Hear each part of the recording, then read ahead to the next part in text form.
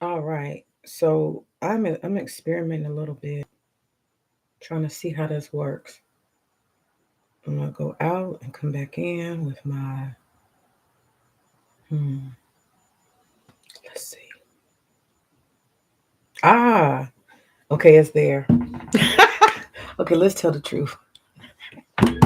Let's tell the truth. Okay, look, my I got so many accounts. I was in my troll account. I was like, well, what's going on here? Why can't I go live? I got multiple accounts, lots of accounts. I don't know how to use this on my computer. So forgive the hazy black. Forgive the hazy black. Um, but it's me, man. It's me. Good morning, everybody. So yeah, I see it's working. I see it's working. Okay. So finally figured out because I got so many troll accounts. I finally figured out which two are linked to this channel. Well, which one is linked to this channel, so I could go live. I went live on the other one. I was like, I'm not crazy enough to just start talking and not see the actual shit manifest in my channel. So now I'm looking at it. It's live. Cool. So I'm drinking my chai. I'm chilling today. I'm chilling today. It's early morning. It's fall. I'm loving it because it's a change of season. But at the same time, I'm nervous about losing the heat. I love being warm. I don't want to be hot, but I love being warm. And the cold makes me like, you know, I usually start hibernating. And I don't want to hibernate this year. I do not want to hibernate. Hibernation means stagnation a lot of times for me. Because usually when it's warm, boy, I pop up at 6 o'clock in the morning. I'm ready. My blood is pumping. I'm like, yes, seize the day. What are we gonna do? I'm like a little squirrel running around here. But when it get cold, I be like, let me lay here and think. Anyway, so look, I got from the last time I did a live stream, I got all these little note cards. I be making note cards, y'all, because my ADHD be acting up so bad. I would fuck around and start telling all kind of stories and talking off target. So I have to focus myself. And it's cold outside. I'm not going outside. And so I have to kind of come upstairs away from my family to do a live stream. Because if I'm in the kitchen or anywhere else, and my husband's back, so I can't be in the master bathroom in there because it's just gonna be loud and echo and wake him up. So I'm the early bird. So I have to find places to go to live stream in the morning when I'm alone. That's my time. My time. I decided today I'm chilling, so I'm not doing no work while I'm live streaming. I'm just gonna chill and live stream because I want to. It's my little hobby. I got my tea, I got my robe. I'm upstairs in my office, surrounded by my books and my pictures. I got a lot of nice pictures in here. And if I do it on here, I might just start live streaming like, with my cell phone, with my own image. I might do that. I might do that. Anyway, my thoughts today. The end of empire, everyone will deal with it in different ways. It's very interesting because I like following DLD. He's got this way that he does these live streams. No, not live streams, but these little streams. When I say little, I mean they're short. Okay, and they are like maybe 5 minutes, and he doesn't talk a lot. He just shows some parts of a clip, got a title, make a point. I kind of like that. I would like to do some of those. And my dumb ass, 9 times out of 10, I end up using that shit to troll somebody. God forbid if I ever get my hands on some editing software and I learn how to do it real quick. I can't invest in that right now. It's so simple to probably do, but I just can't spend no time on that. I know it's a rabbit hole that if I go down, I will put more time into it than I should. I made a deal with myself. This can be a hobby as long as I'm productive while I'm doing it.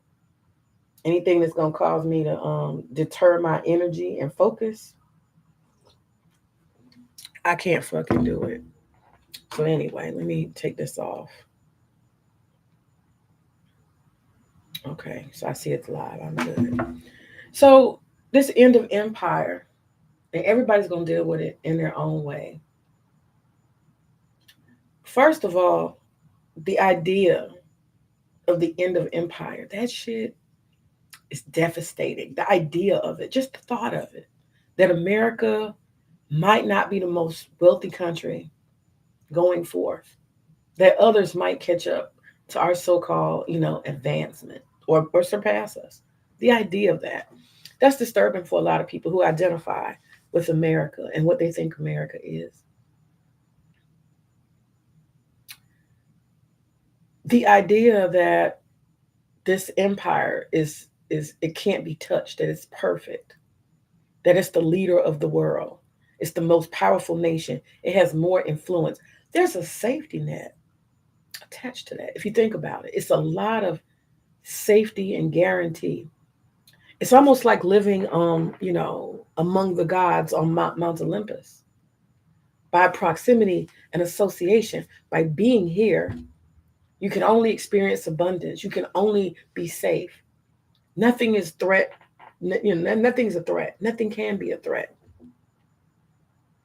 A utopia of sorts, right? This is the land of the gods, the untouchables. And when I say untouchable, I mean in the sense that you cannot be harmed. That has been the programming. And for me, most of my life, I feel like that has been reality. At least I was convinced of it. We're untouchable. We're rich. You know, our country tells other countries what to do. There's a certain amount of security that comes with believing that, you know, because we don't have to deal with, think about it. We've never had to deal with, oh, if a storm comes, we can't handle it. There are whole countries. If a storm comes and knocks every building down, it's devastation. There are no funds to rebuild, no plans to rebuild, no infrastructure. There's nothing there. There's nothing to catch you. America has an answer for everything. We've got some institutions, some funding that prevents free fall. Free fall. We can never imagine a place in America, America being a place where there's lack of stability, where things fall apart and nobody fixes it. Nobody has the answer. We're the smartest, we're the most industrious, we're this, we're that. We have told ourselves, we have been indoctrinated to believe we're not alone. I've been studying North Korea. We Americans put ourselves at the center of the universe, literally, the center of the universe. And we believe that shit. Reality is starting to come crashing down pretty quickly. And it's not an easy adjustment. It's not. You are touchable. We are touchable. We have a multipolar world now. We are not the only ones who have a voice. We're not the only ones that matter. As we watch Trump, who represents the American presidency, being puppeted by a small, tiny little country with very influential people, it is starting to break us down. This is why you're seeing people crashing out. They can't put their finger on it. And people keep saying, oh, it's going to be white people. It's going to be people. It's going to be women. It's going to be black people. It's going to be a lot of people crashing out because there's a paradigm shift. And for those who can actually feel it, and I say feel it because they can't name it. Something is wrong. It's not matching up. What they said and what I'm seeing is different. They can't name it. They can't sketch out for you. They can't list for you what the thing is. But they feel it. They know it. And it's like a monster you can't see. It's like a ghost haunting. It's terrible. It makes you paranoid. It makes you afraid. You're losing your footing. It's like the ground falling from beneath you. Where do you go? You're not going to float. It's like free falling. Imagine that, free falling. We have been programmed to listen and believe And now reality is separating, okay? Facts are separating.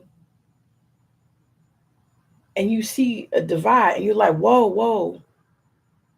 It's like something opened up and there's distance between the truth and reality. And you can see that. Now, what do you do with that? That's the question. What do you do with it? What do you do with that? When reality is here and you are present,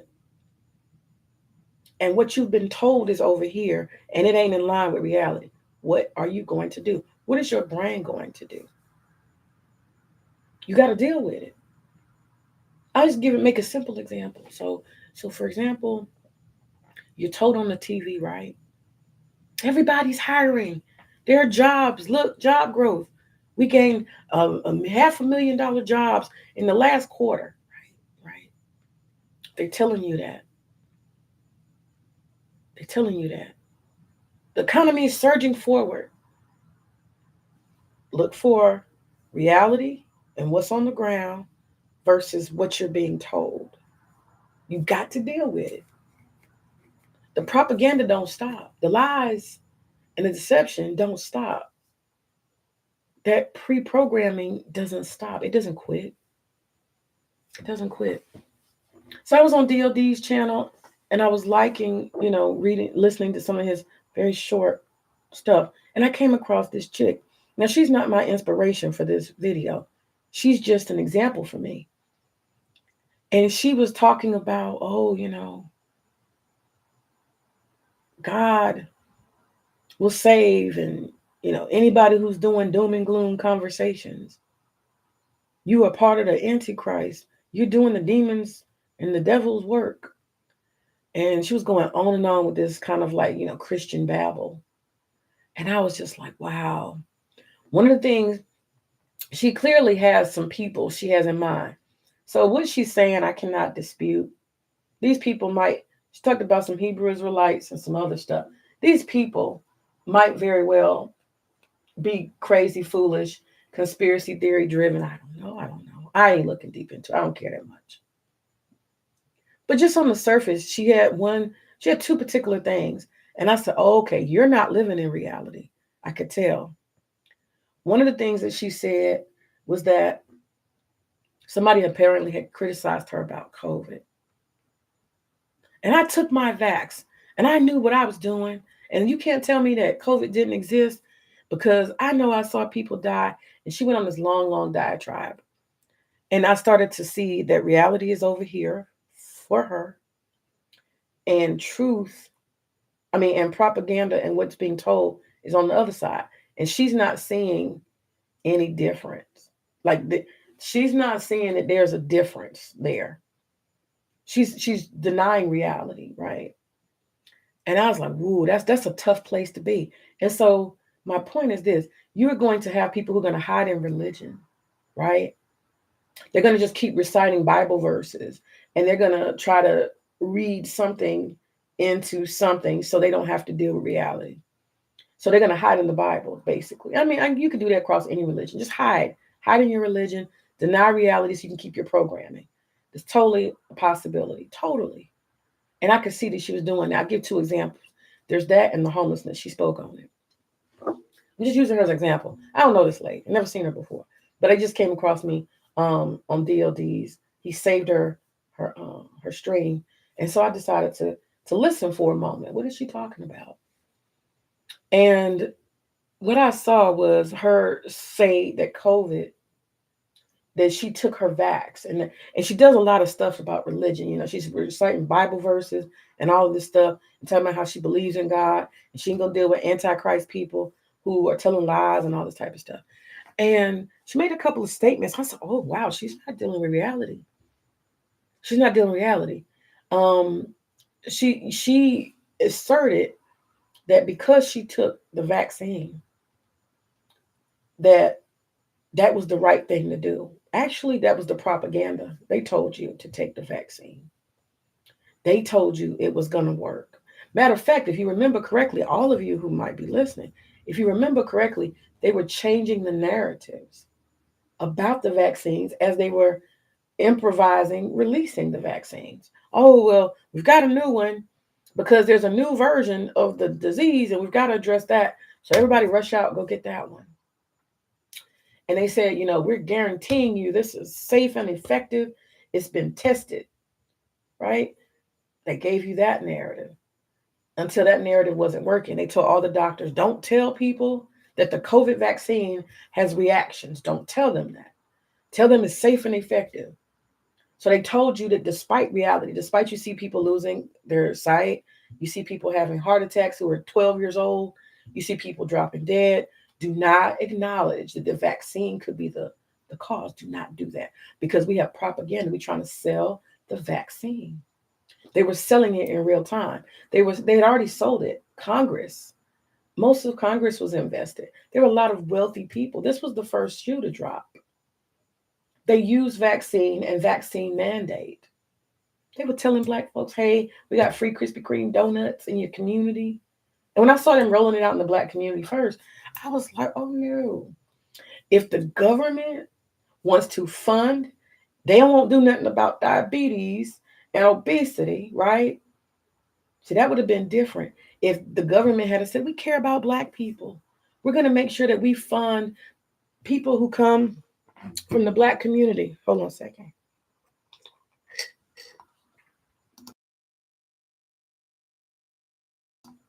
We're going to fund black folks in the black community.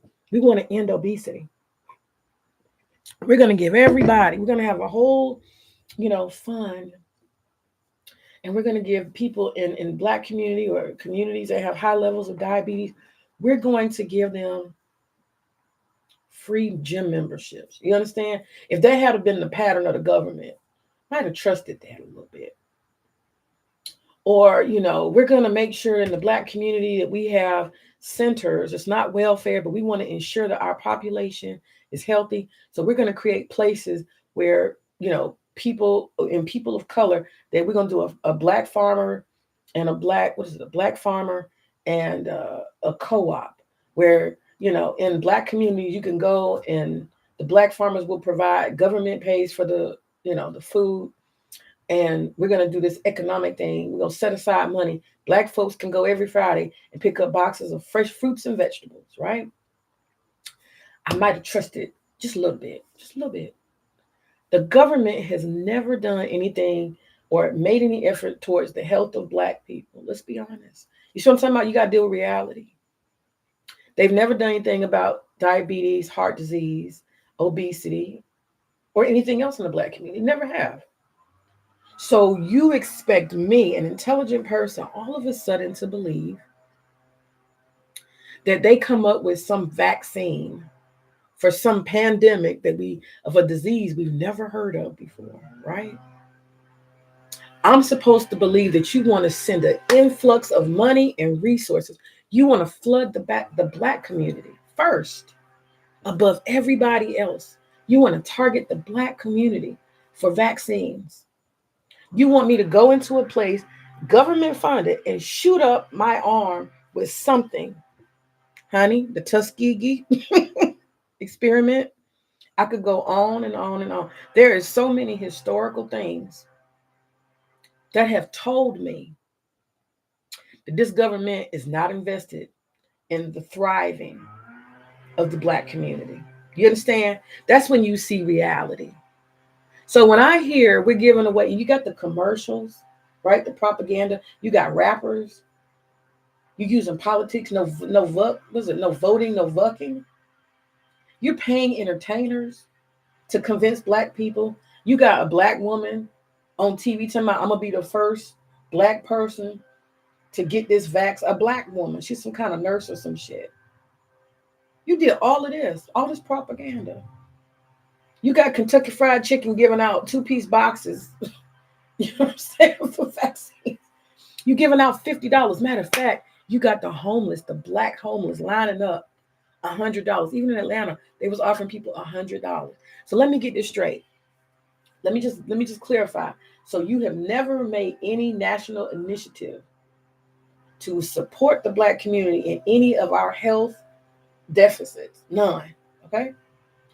But all of a sudden, in the middle of a pandemic, you got this miracle shot, and you want black people, especially in the black community in America, to get the funding first, targeted funding to the black community, and you giving away bicycles, you giving away chicken, you giving away $50, you giving away everything, donuts, y'all having block parties and shit, y'all are financing stars and fucking concerts and shit.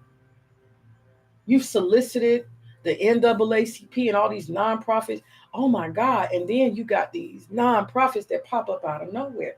All these medical people who are ready to come to your home and send you, and you know, they sent me some tests in the government, literally the federal government sent me some tests in my mail.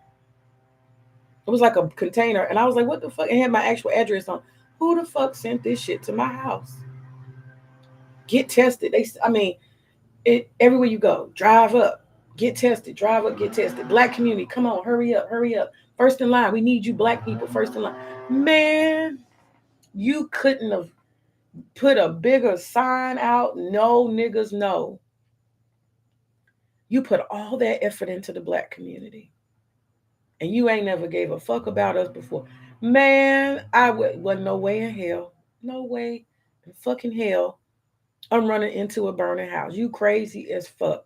You are targeting openly propaganda, the black community. Line up first. The American government is prioritizing you black people. We don't care about none of y'all other stuff in the past. We don't care about helping poverty or anything. But today, we're gonna put you first. Who's Boo Boo the fool? Not me. I knew then. I said, I'm not taking that shit. You fucked up showing me that you wanted to use that for the black community. Because I wasn't sure if they was going to get black folks vaccinated and then tell everybody else don't worry about it. I wasn't sure where the fuck this was going. I'm be honest with you. I was very suspicious. I still am. So when I was on Facebook, what I did is, people, these are people I care about, people I know personally. I don't have a whole world in my Facebook. So I was on Facebook and I was just like, y'all don't take that shit. Don't take that shit.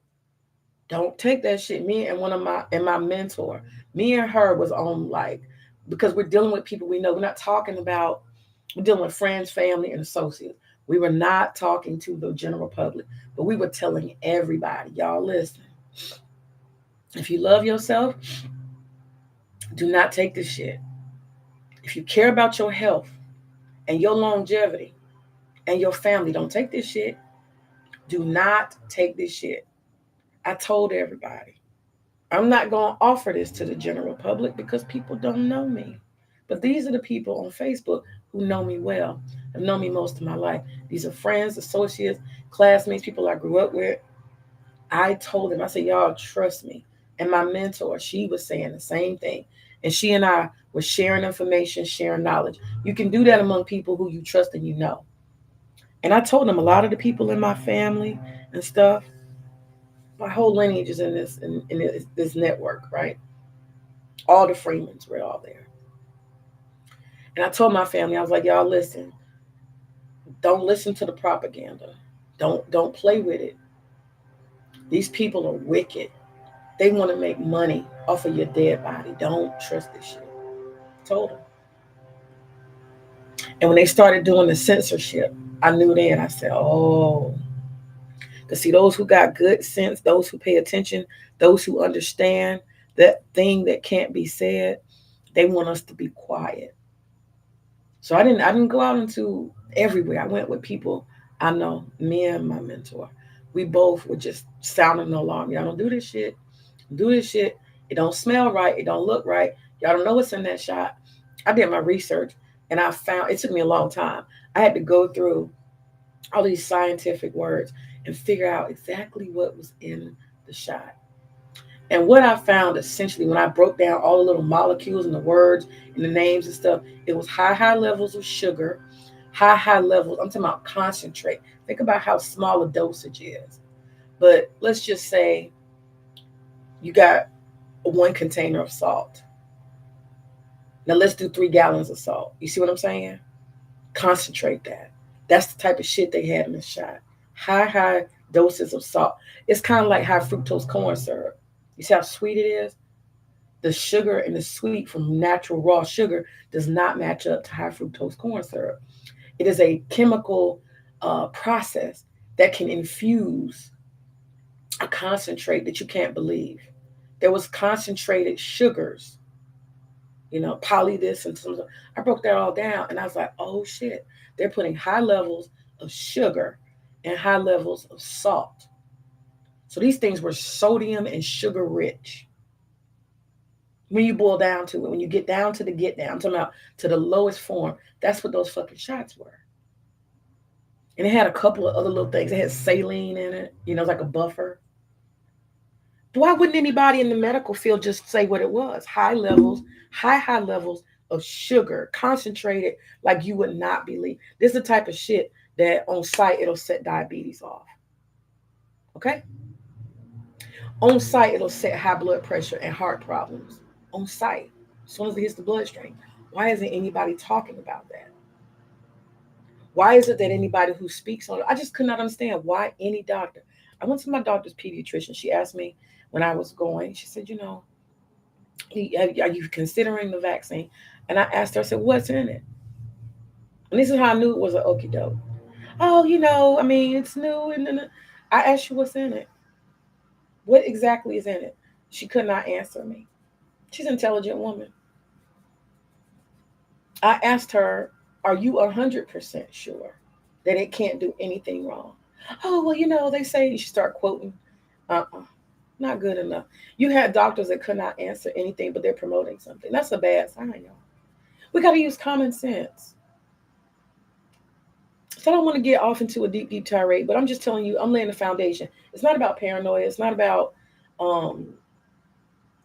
conspiracy theories. You have to ask yourself, a government who has a history of being uncaring and unforgiving and unloving to the Black community, all of a sudden they want to prioritize you and they want to send an unknown, untested shot. It's called experimental.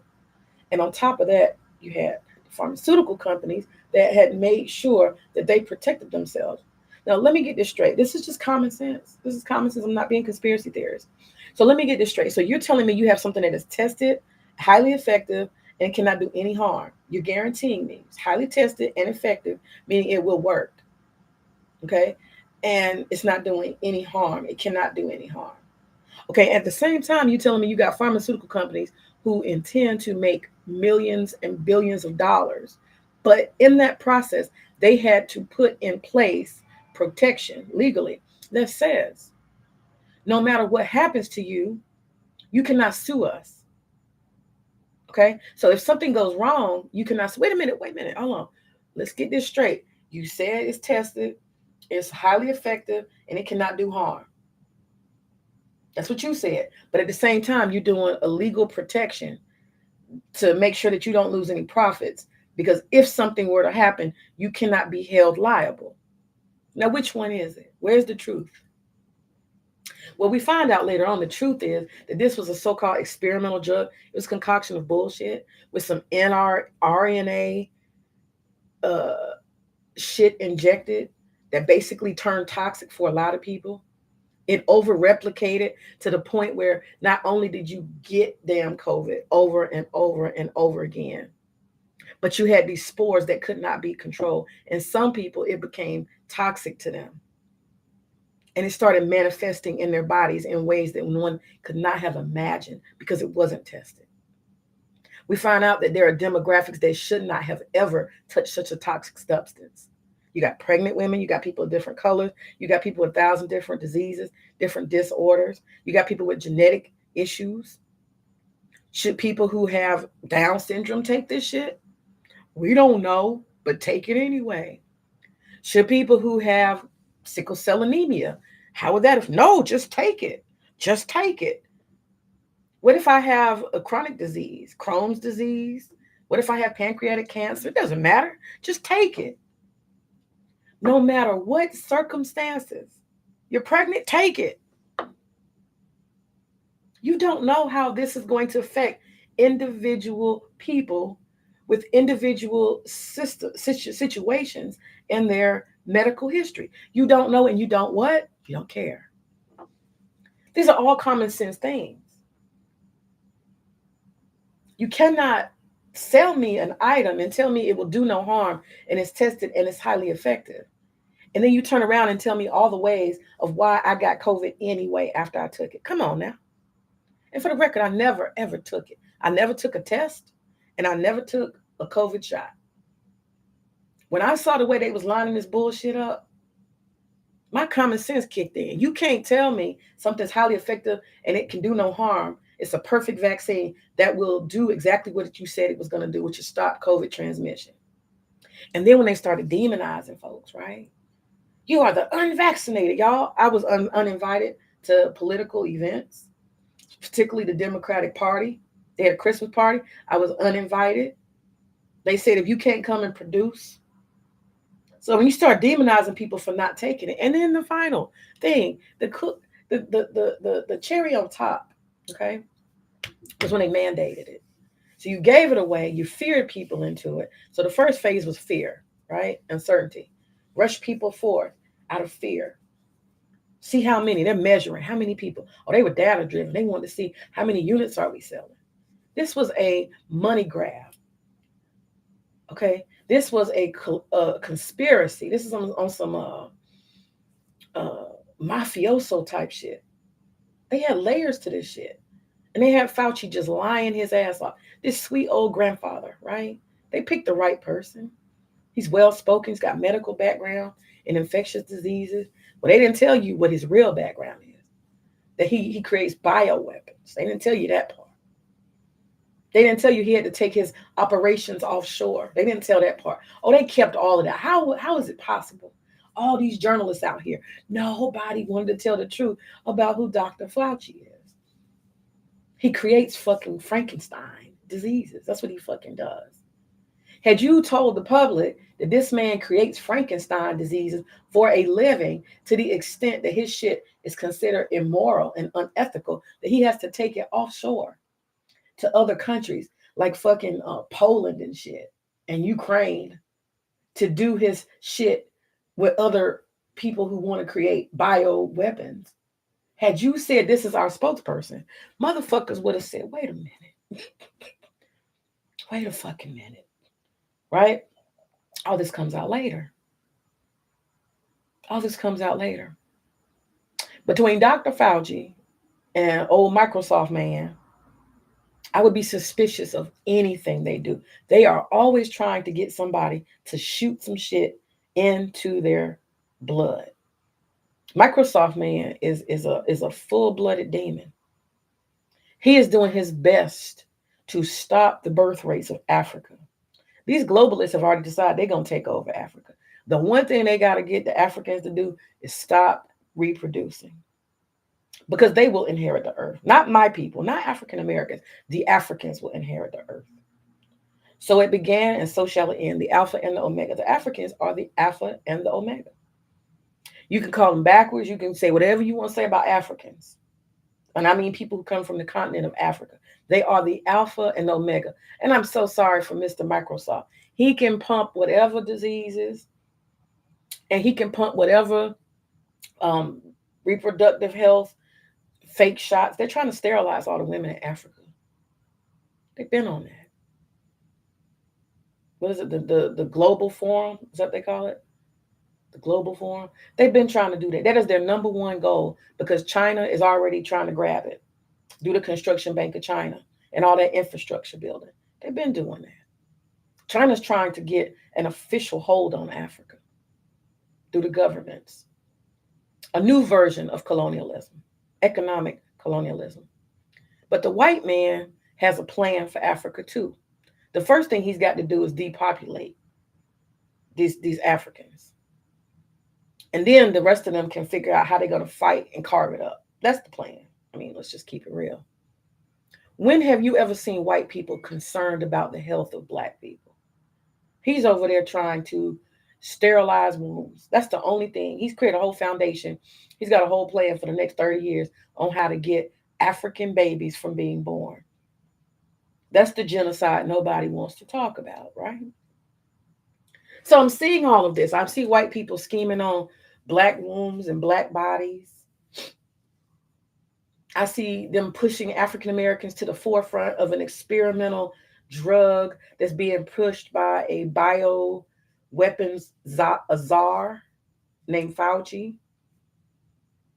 I see a whole lot of suspicious shit. And don't forget, Mr. Microsoft man does pop his head in with his 2 cents. He wants to become, a spokesperson too. I'm highly suspicious.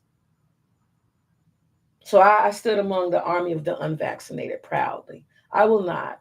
But now I'm going to get to the faith part. That was my common sense part. You see all these different pieces coming together. And I'm coming from a people that have been highly experimented on in this country. So I'm very untrusting. I'm using my common sense. My ancestors, be honest with you, my ancestors are telling me no. I listen to my ancestors. Y'all can think I'm kooky, spooky, or whatever the fuck you want to think, but I listen to my motherfucking ancestors. You know what they do? They give me a moment of truth in my heart. It hits straight to my soul. It hits straight to my soul. Shit that matters, my ancestors speak to me. They give me a yay or nay, and it's clear as fuck. Clear as fuck. Yay or nay. That shit said, run, bitch, run. Run, bitch, run. That's what my ancestors showed me. Run, bitch, run. Use your common goddamn sense. 400 years of us speaking through you and to you. Common sense. Good Negro sense. Get the fuck on from the white man and anything he got planned for you. They will do you no good. They never have. That was enough for me. But now we're going to go to the next level. Let's talk about faith. This chick was talking about, oh, y'all, people died. My so-and-so died and this and that. And then she starts doing the Bible verses and talking about, the Lord has a plan. No, no, no, no, no, no, no, no. This was one of the issues I had with even people in my family. They love to scream Jesus and Christ and how they submit. They love, love, love to talk this way. They love to pull Bible verses out and go on and on about how much they love the Lord and they're in line with Christ and da da da. But when it comes time to show and prove, y'all, when it comes time to show and prove, you will really see where people stand. Let me get this straight. So if I believe in God, right? And I'm not going to get deep in this. I'm just going on the surface. If I believe in God, which I do, don't ask me for a particular name. I'm not that arrogant to have a name for it, but God, okay? If I believe in God and I believe that God has created me and this world, and I believe that God is the most powerful, that God has a will that has all power over my life, and I can pray until the cows come home. I can do all of this stuff. I can beg, I can plead. But at the end of the day, God has a will that supersedes anything on any level. God is all powerful. That's my point.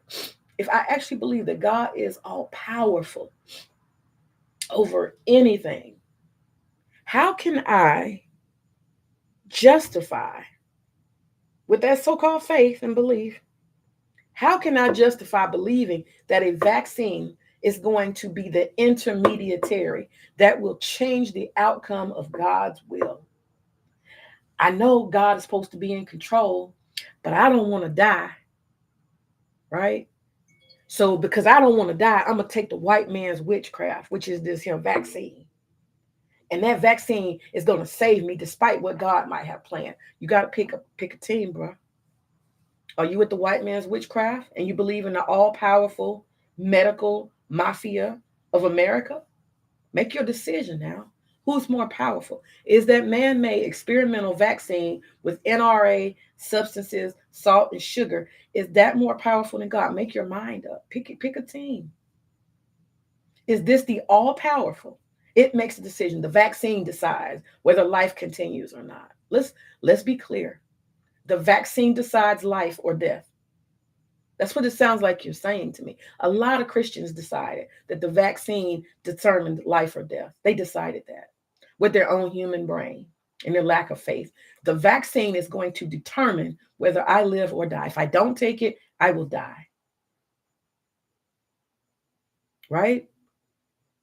If I take the vaccine, I will live. They gave the power of God, the will of God, over to the vaccine. They submitted before idol gods. The vaccine became God. The vaccine is the determiner of life and death, not God. Literally, that's what people did. And I watched them. I watched them line up one by one. They gave their faith over to the vaccine. Now I'm not self-righteous. I've always told y'all that. I'm a fucking heathen. But one thing about me, I am a heathen who believes in God, believe it or not. I am devout in my belief in God. I don't share that side of myself on here, right? You don't share everything. But my people in Facebook, my friends, my family, people who know me my whole life, they know that side of me. And I'm very, very stringent on that. Like, I don't move on that. You either believe in the will and power of God or you don't. And I'm not about to transfer that belief over to a fucking vaccine. If I take the vaccine, I'm going to live. If I don't take the vaccine, I'm going to die. It's just that simple. I could never do that. It's not in me to do that. My faith won't allow me to do that. I don't say religion, I said faith. I have traveled all over the world, y'all. And I do believe in medical intervention. I think you can do simple things, but you can't transfer your faith to the medicine. And I'm even skeptical about medicine. I could tell you stories, health concerns and things. Like I had what do you call it? I had medical intervention for fertility. I'll give an example. I do believe that we have advancements in medicine, right? I wanted to get pregnant, but there's a science behind it. I realized I had a hormone cycle that was thrown off. You know, it is what it is. If those cycles don't hit just right, if the hormone level is not high enough, right, you can't sustain a pregnancy. So you can take artificial hormones that will allow you to give life. That's different, right? You're supplying more hormones to maintain life. That's not the same as going and cloning life. Now, when you clone in life, you're trying to be God. There's a big difference. Okay, Sir Him. This is correct. You asshole. But you know what? You know what? You stand in truth. So what can I say? I don't run from the truth. I didn't say it. I was hesitant to say it. You right. You calling me out. That's cool. He said, what are you talking about today? I'm talking about faith. He said, we old. Correct. You see, he said his comment was you thrown off because of your old age, right? Correct. Correct. And I have told that truth. You know, some people will hide it. A lot of people will hide it. They won't tell the truth of the consequences, right? I like truth. I like truth. I do. I'm not proud, but I like truth. And that's why I've told my story many times. Don't believe the feminist rhetoric. Don't believe the hype. You can wait forever. It sounds good, doesn't it? It sounds delicious. I can travel the world. I can focus on my career. I can do this. I can do that. I can just wait forever and ever and ever. And then I'll just magically get pregnant when I'm 42. Bitch, please. It's damn near wrap for you by 35. They don't want to tell you that. It's not until you get there. And if you're not resourceful enough, right? If you don't have enough money, you're stuck there. You're fucking stuck. You're done. And if it means anything to you, there's lots of women who don't need children, don't want children. That's fine. But they owe you the truth. They don't owe you propaganda. So I've been a victim of propaganda. I'm not going to lie. I was so indoctrinated with the propaganda of you got forever, girlfriend. I was so indoctrinated, even my own gynecologist, looking at my fallopian tubes, looking at my everything, looking at my chart. You know, she kept telling me I was like, what, 34, 32? She kept saying, come on now. You told me you wanted to have kids. What you gonna do? Oh, you know, I got time. I'm still doing X, Y, and Z. I'm in school. Every time she talked to me, I got a different reason why. I'm not right now. Oop, I got a new degree I'm working on. Not right now. I'm working on a PhD. And she was a black woman. She wasn't even playing with me. She wouldn't let me forget. Because she knew she was going to have to deal with the mess in the end. She knew that one fine day I was going to come to her and say, okay, I'm ready at 42. And she's going to be like, sorry, but it's too late. She was going to have to be the bearer of bad news. So she knew it was her job to tell me along the way. No doubt.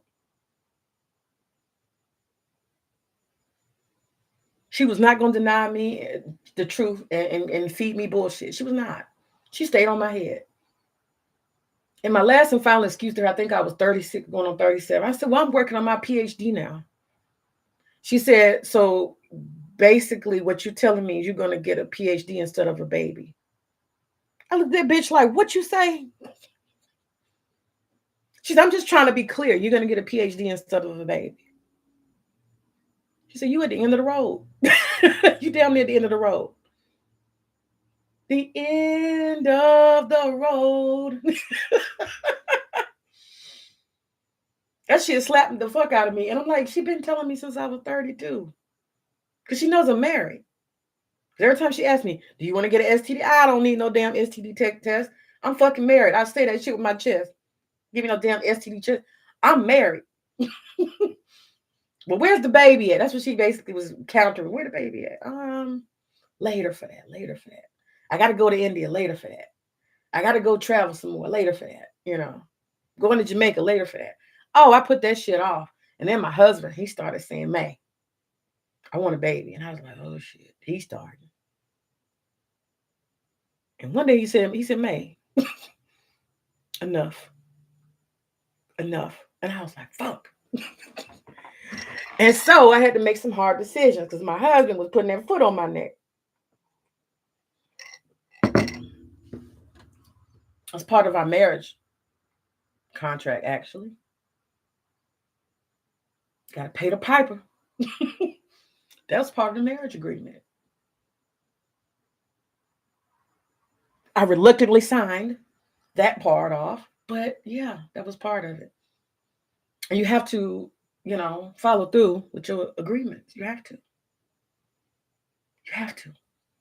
You have to honor what you say you are and who you are. You have to honor that. And so the time had come. I could no longer listen to the propaganda and the lies. That shit was bullshit. But for the longest time, I kept telling myself, despite everything, the doctor says this. I say, oh, no, but I got more time. No, you don't. Yes, I do. They said I can do this when I want to. Well, they didn't tell me that it might cost me $50,000 fucking dollars either. And a lot of blood tests and a lot of wasted time, a lot of time away from my career. I was to the point where I was going to the doctor 3 times a week, driving to an hour away to this fertility specialist. This shit dominated my life like you couldn't believe. And why was it? Because I had waited till I was 30 fucking 7. 30 fucking 7. To try.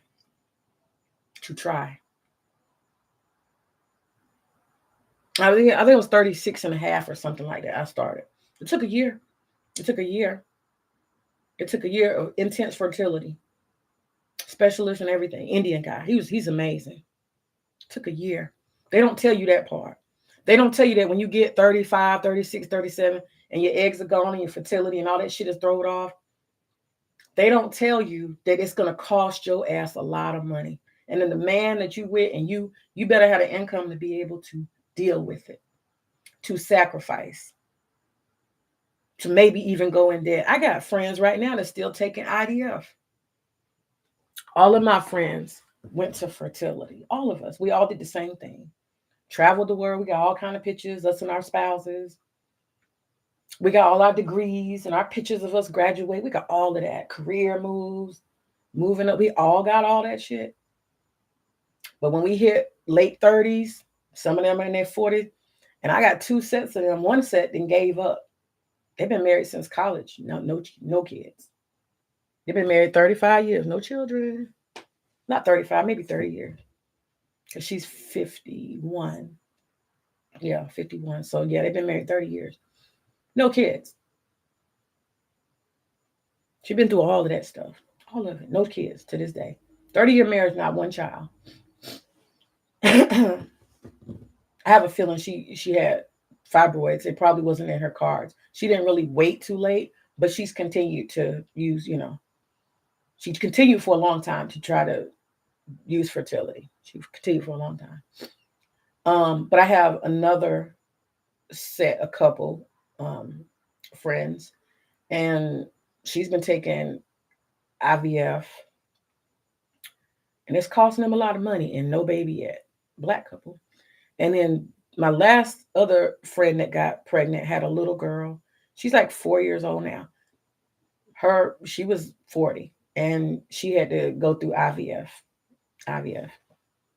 So IVF costs a lot of money, y'all. I had one intrauterine insemination. I have one intrauterine insemination, not IVF. They actually go into the egg. I wasn't going that far. IVF is when you got to the end of the road. I had intrauterine insemination. Y'all understand how crazy this is? You literally have to have the husband jack off in a cup in an office. And then they go and take it and insert it, dilate your womb, and put it in there. Cut down, all the other processes of swimming and taking time. We're going to put that shit right where it is. And it is like your fertility is at its highest point. We're going to put the sperm right in there. It ain't got nowhere to go. They together now. It's just a matter of whether it will. Shit like that people go through. I'm just saying. Shit like that people go through. And it costs a lot of money and it's painful. I went through a lot of procedures. Constant sonogram. That shit costs a lot of money. Constant blood tests. Constant hormone cycles. All those drugs. They don't want to tell you that. Girlfriend, you got it. You got it, girlfriend. Go, girl. Hot girl summer. Lies. I'm passionate about it.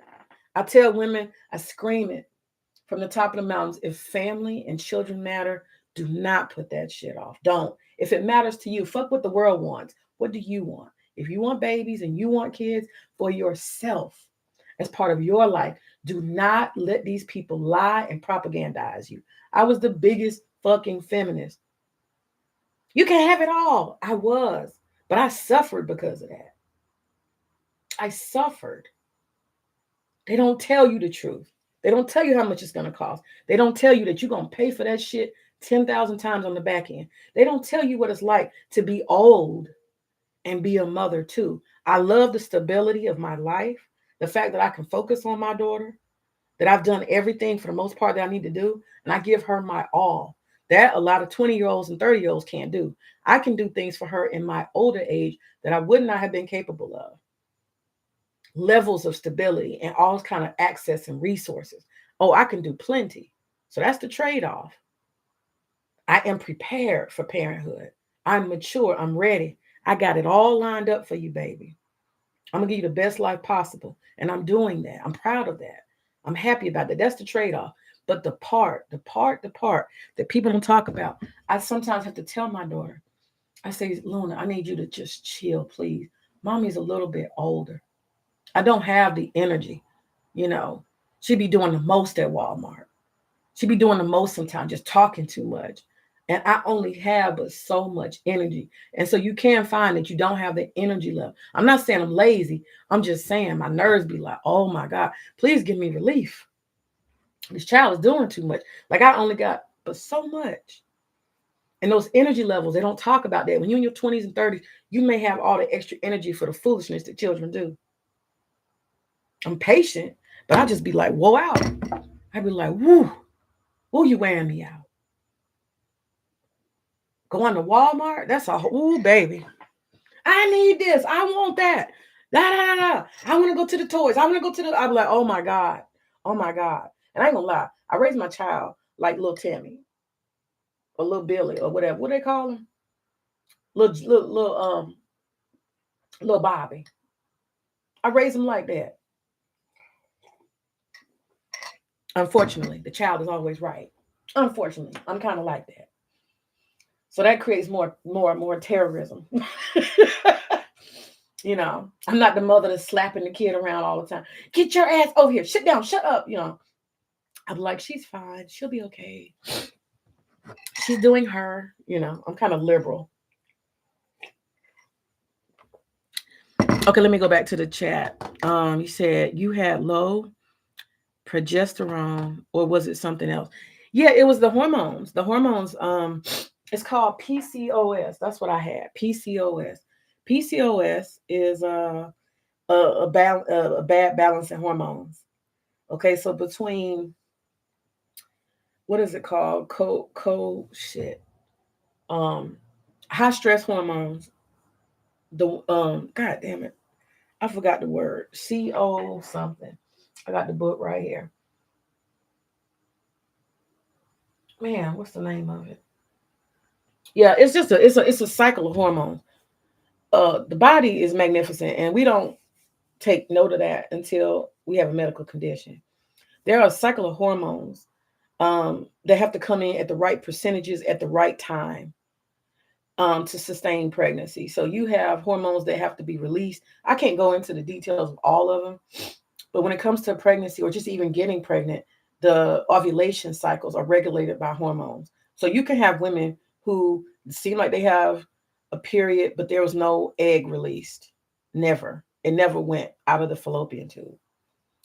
Um, out of the ovum didn't go down the fallopian tube to get it just sat there ripe. I mean, not ripe, but unripe. Imagine that. You have eggs that don't ever release. They just sit there. And so that's kind of what happens. It doesn't move through the whole process because the hormones don't sustain it to do so. So the ovum, the big ovum of the ovary, has all these thousands of eggs, and the eggs just sit there, and they never ripen, pop off like they're supposed to, go down the fallopian tube to meet their destiny. It just doesn't happen. It's kind of like the eggs just die on. They either die on the site or they're all just aging and they never pop out. They're supposed to pop out. And so mine were not popping out because the hormone system was kind of screwed up. So they had to give me enough hormones so that, you know, ovulation would actually occur. So you have people who have fake ovulations, that the ovum doesn't come out, doesn't pop out. And you got people who, once the ovum pops out, it's not mature enough. It didn't go through a real maturity cycle. I mean, it's a thousand things that can go wrong. The human body is so amazing. A thousand things can go wrong. And so, even when you get pregnant, you have to have a certain amount of hormones that sustain the pregnancy. It's a lot. And the brain is the one that is regulating all of this, right? So, anyway, I get back to from fertility. So, I just wanted to say that even in fertility, it was just tweaking hormones for me. I wasn't playing God, I wasn't cloning a human, okay? Was not cloning a human. That was acceptable. So I think medical intervention has its limits. You got to be balanced in all things. But what I would not do during COVID was tell myself that oh, this shot is going to change the destiny of God and the outcome of my life. I will live or die based on whether I get this shot or not. No, this is the jurisdiction of God. Nothing can take or give life that I'm going to assign to medicine. No, hell no, hell no. So, needless to say, I decided I don't need no damn vaccine. If God wants me to die, I'm going to fucking die. Did you not see people who took the vaccine and still died? Yes or no? Did you not see people who died even though they took the vaccine? What is that? Fucking God. It's God. God is in control. You're not in control. You can take every concoction you want to take. If it is the will of God that your ass is going to fucking croak, you will croak. Show me 100% where everybody who took the vaccine, none of them died. Show it to me. Show me the proof that the white man's medical witchcraft is 100 proof. Show it to me. Matter of fact, more people died who took that shit. That shit spread faster the more they took. Explain that. It's supposed to be safe and effective, but you notice they changed the narrative, did they not? They changed the narrative. They started saying, "Oh well, no vaccine is 100%." No, motherfucker, you just got on the internet not long ago, and you told us that those who don't get vaccinated are the ones that are spreading it. Meaning, and you directly said, if you don't take the vaccine, you are making this spread. You clearly told us the vaccine was curing and stopping the movement, the spreading of the disease. You said that. And then when studies came out, you had whole groups of people who went off to the mountains, right? Of family members that came, they all had their paperwork, they all been vaccinated. And everybody who went to that Thanksgiving dinner who was vaccinated went home and half of the family died from COVID. How you explain them lies? How you explain that propaganda? You couldn't. Too many things were showing, too much evidence, too many circumstances and situations. People were saying, but doctor, and doctors didn't have no answer. But doctor, me and my whole family got vaccinated.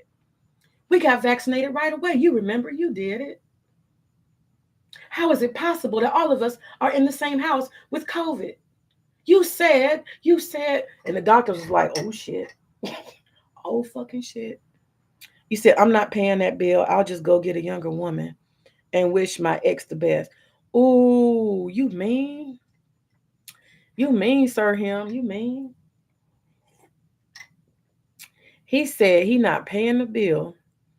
He gonna get a younger woman and wish her, and she gonna be the ex the best. That's fucked up. That's fucked up. Y'all hear that? These dudes say they gonna abandon you. They say they gonna abandon you. You ain't committed. So you can say shit like that. You can say shit like that. When you're not committed and you ain't grown deep with nobody and you haven't invested together into a life, you can say shit like that. Yeah, I just get rid of you. It sound good, don't it? It sound good. I just get rid of you. You know what? You better make sure, Sir Him, in your relationship that you let your conditions be known up front. Bitch, if you get sick, I'm gone. You know? You lose your job, bitch, I'm gone. Make sure you write all that down in your agreements, your conditions of your relationship. Let a bitch know up front you're gonna abandon her when hard times come. She need to know that so she can invest accordingly. I believe in being upfront and telling the truth about who you are and who you ain't. Anyway, long story short, this chick goes on and on and on. She goes on and on and on about her faith in God. And I said to myself, no, you assigned um, death and life giving powers to a shot.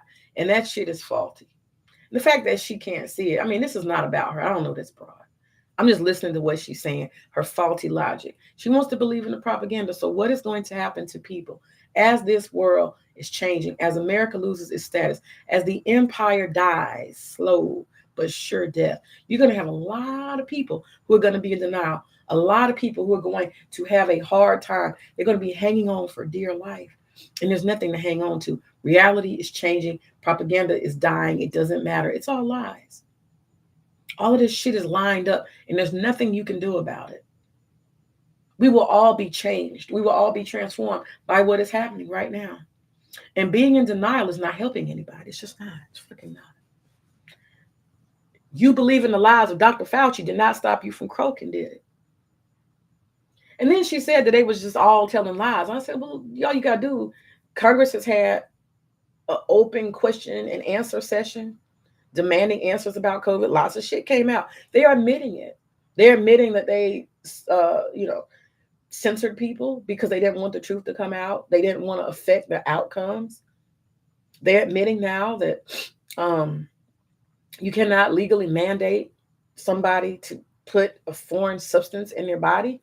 But at that time, you used propaganda to tell people they would be fired. They actually released people from the military. Lots of people got fired. They have lawsuits. They had to hire people back. All these were lies. This was propaganda. My common sense said, God owns this body. God gave me this body. You can't tell me what I have to do to my body, that I have to put a foreign substance, an unknown experimental substance in my body. You cannot mandate that. Who do you think you are? Do you think you're God? You're not God. My common sense, my ancestors told me that. You will not submit to this foolishness. And I listen. I never got a vaccine. You can't do anything for me with that vaccine. You can't do anything but kill me. Injecting people with experimental shit where nobody has liability, but you know you're going to fuck people up. People's hearts are exploding. You got 20-year-olds dropping dead. And the truth is coming out now. People are still dying from that. People are still suffering from diseases and have developed cancers and turbo cancers and all kind of shit. Are you in denial? I'm not in denial. I face reality. I was facing reality then. The government all of a sudden wants black people to the front. They want to give away a free vaccine. They want to shove it in your face with some chicken and a bicycle and all that. Man, get the fuck out of my face. Y'all are liars. You are propaganda artists. I know propaganda when I see it. So I was not buying no lies. I'm not buying lies. I'm dealing reality. I'm dealing reality. And none of us are going to escape the downfall and the decline of this empire. None of us are going to escape. We're all going to have, unless we're on the end of uh, profiting from it. There are people who will profit, no doubt. But the average person, the average Joe, all those sheep, we're going to face lifestyle changes. Have you not already? This is the beginning. This is not fear mongering. It's called adjustment. It's called reality adjustment. And so there are people who will say that when you tell the truth and you go against the propaganda, oh, you're just fear mongering. There's a thing called Project 2025. I'm watching that motherfucker manifest. I don't know what you mean. Those are not lies. That's not fear mongering. That's truth. Right? There's a whole lot of stuff out here that you can look at and see the inflation, the AI, the devaluation of human beings, the economy, the state. Look at that. Even just like the whole, job. What do you call it? The job market. The job market. They're telling you it's job growth. You see what did Trump do? When a person told him the truth about the job market, it didn't fit his propaganda. What did he do? I'm firing you. You reported the truth of the job market. That didn't go along with the propaganda. You're fired. He fired the person in charge of giving the records. So what we have here is a lot of people who are going to have such a hard time dealing with the decline of the empire. Those people need to see job market numbers, even if they're lies, that show growth. They need it because they will have a psychological break. A lot of these people that we are seeing crashing out, y'all, let me give you a scenario. I'm going to give y'all a scenario. And I'm not fear mongering. I'm just giving you a scenario because people act like it's so far fetched that people go foolish. It's so far fetched that everybody crashes out. It is so fucking far fetched that you can have anything that looks like the purge. It's not. It's fucking not. It's not. Human beings need stability. And if you destabilize too many people with too much information all at the same time, people can collectively have psychological breaks. People need to hear that there is huge job market opportunities. They need to hear it. They need to believe in that because you got all these young people who got student loans. And if you tell them that in the next 10 years, the job market due to AI, due to this, due to that, transnational markets, the dollar falling in value. If you tell these young people who have all these hopes and dreams all at the same time that for the next 10 years, there'll be less and less jobs, the likelihood that you'll get a job in the next 10 years is zero or close to it between AI, automation, and If you tell a whole generation, the millennials and the alphas, I'm sorry, Gen Z, you tell Gen Z and part millennials, Gen Z, and Gen A. If you tell them motherfuckers that for the next 10 years, they're probably not going to make any money, the best they might be able to do is some gig jobs, and there's going to be a decline and less and less and less, what's going to happen? The birth rate's going to go down. These motherfuckers going to crash out. They're going to go into drugs and hopelessness.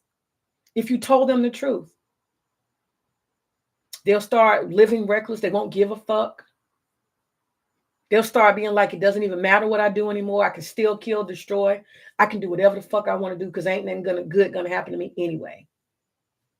They'll start. They won't even try to pay student loans. They'll quit looking for a job. They'll give up hope.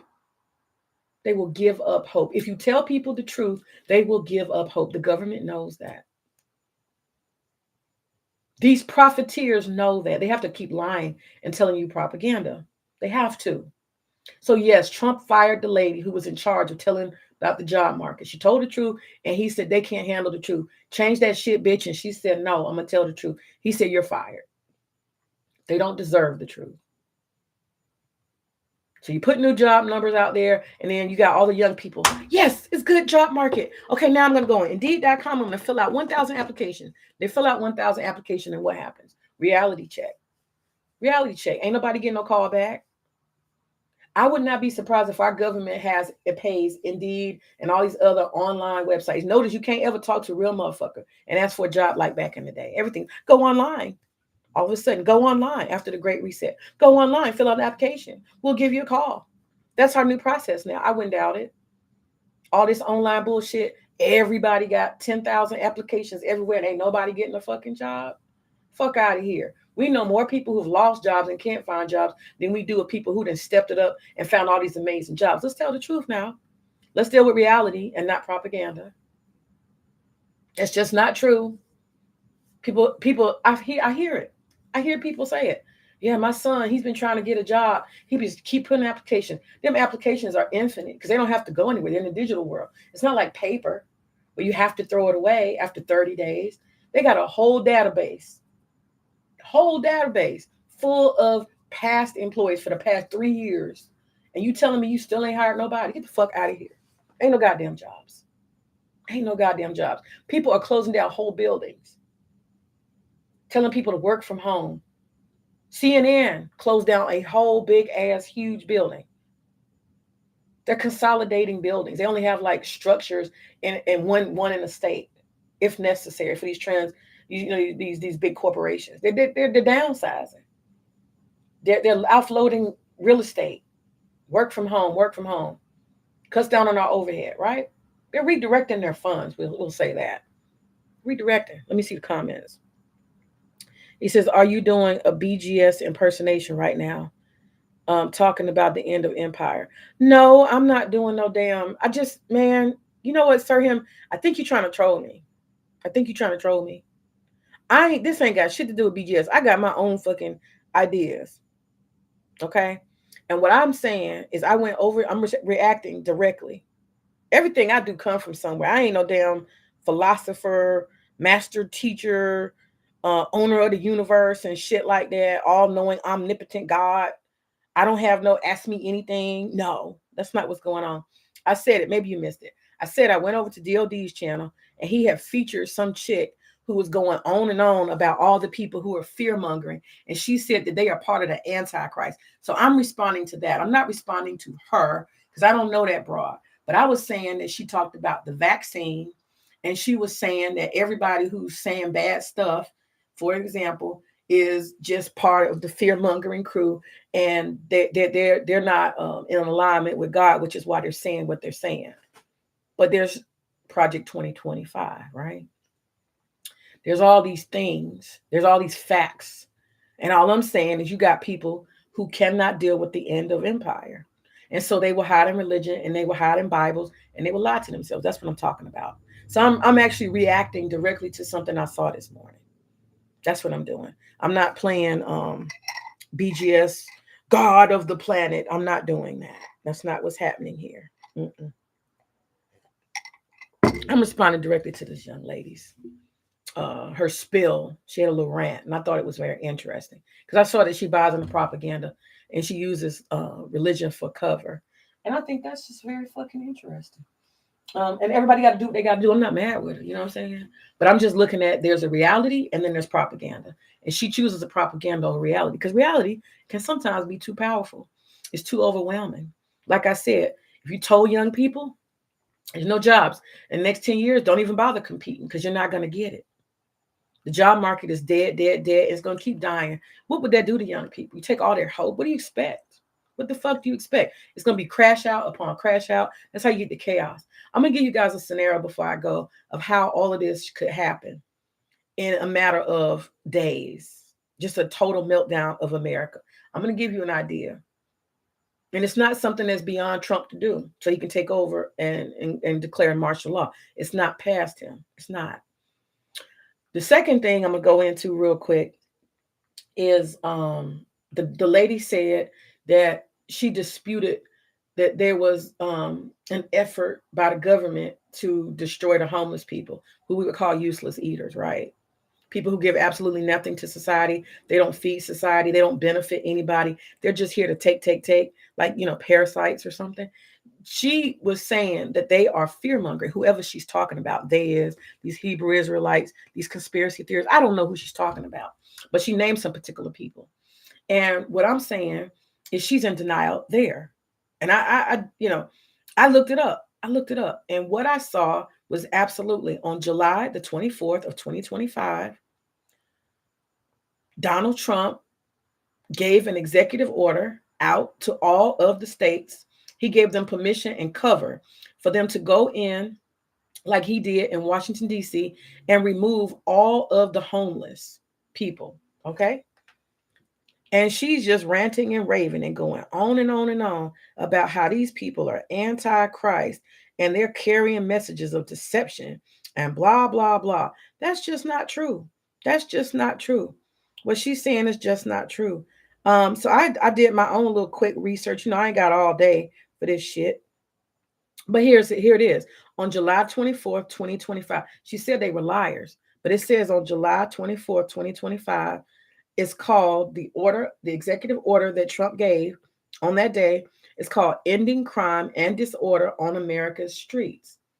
He gave cover, right, and offered money and initiatives for any city that would go through and remove the homeless population by arrest or otherwise to get them out of public spaces, off the streets. So, for example, let's just say in Atlanta, if they want to take advantage of this executive order, there's funding and resources available from the federal government if they wanted to create a homeless task force for Atlanta. And they are basically able to go in using whatever authority they want. And they could go down each and every street like a patrol, and they could criminalize locally under this executive order anybody who is asleep, sitting too long, loitering, looking homeless in a tent, in a sleeping bag, shopping cart, whatever. If they can be identified as looking as suspicious as homeless and someone who is taking up space and what they call public sleeping, public camping, if they are accused of that, they can be put into, they can even create not executive, but actual local ordinances. They can hide under this executive order. He created a cover under an executive order for any city who wanted to criminalize homelessness.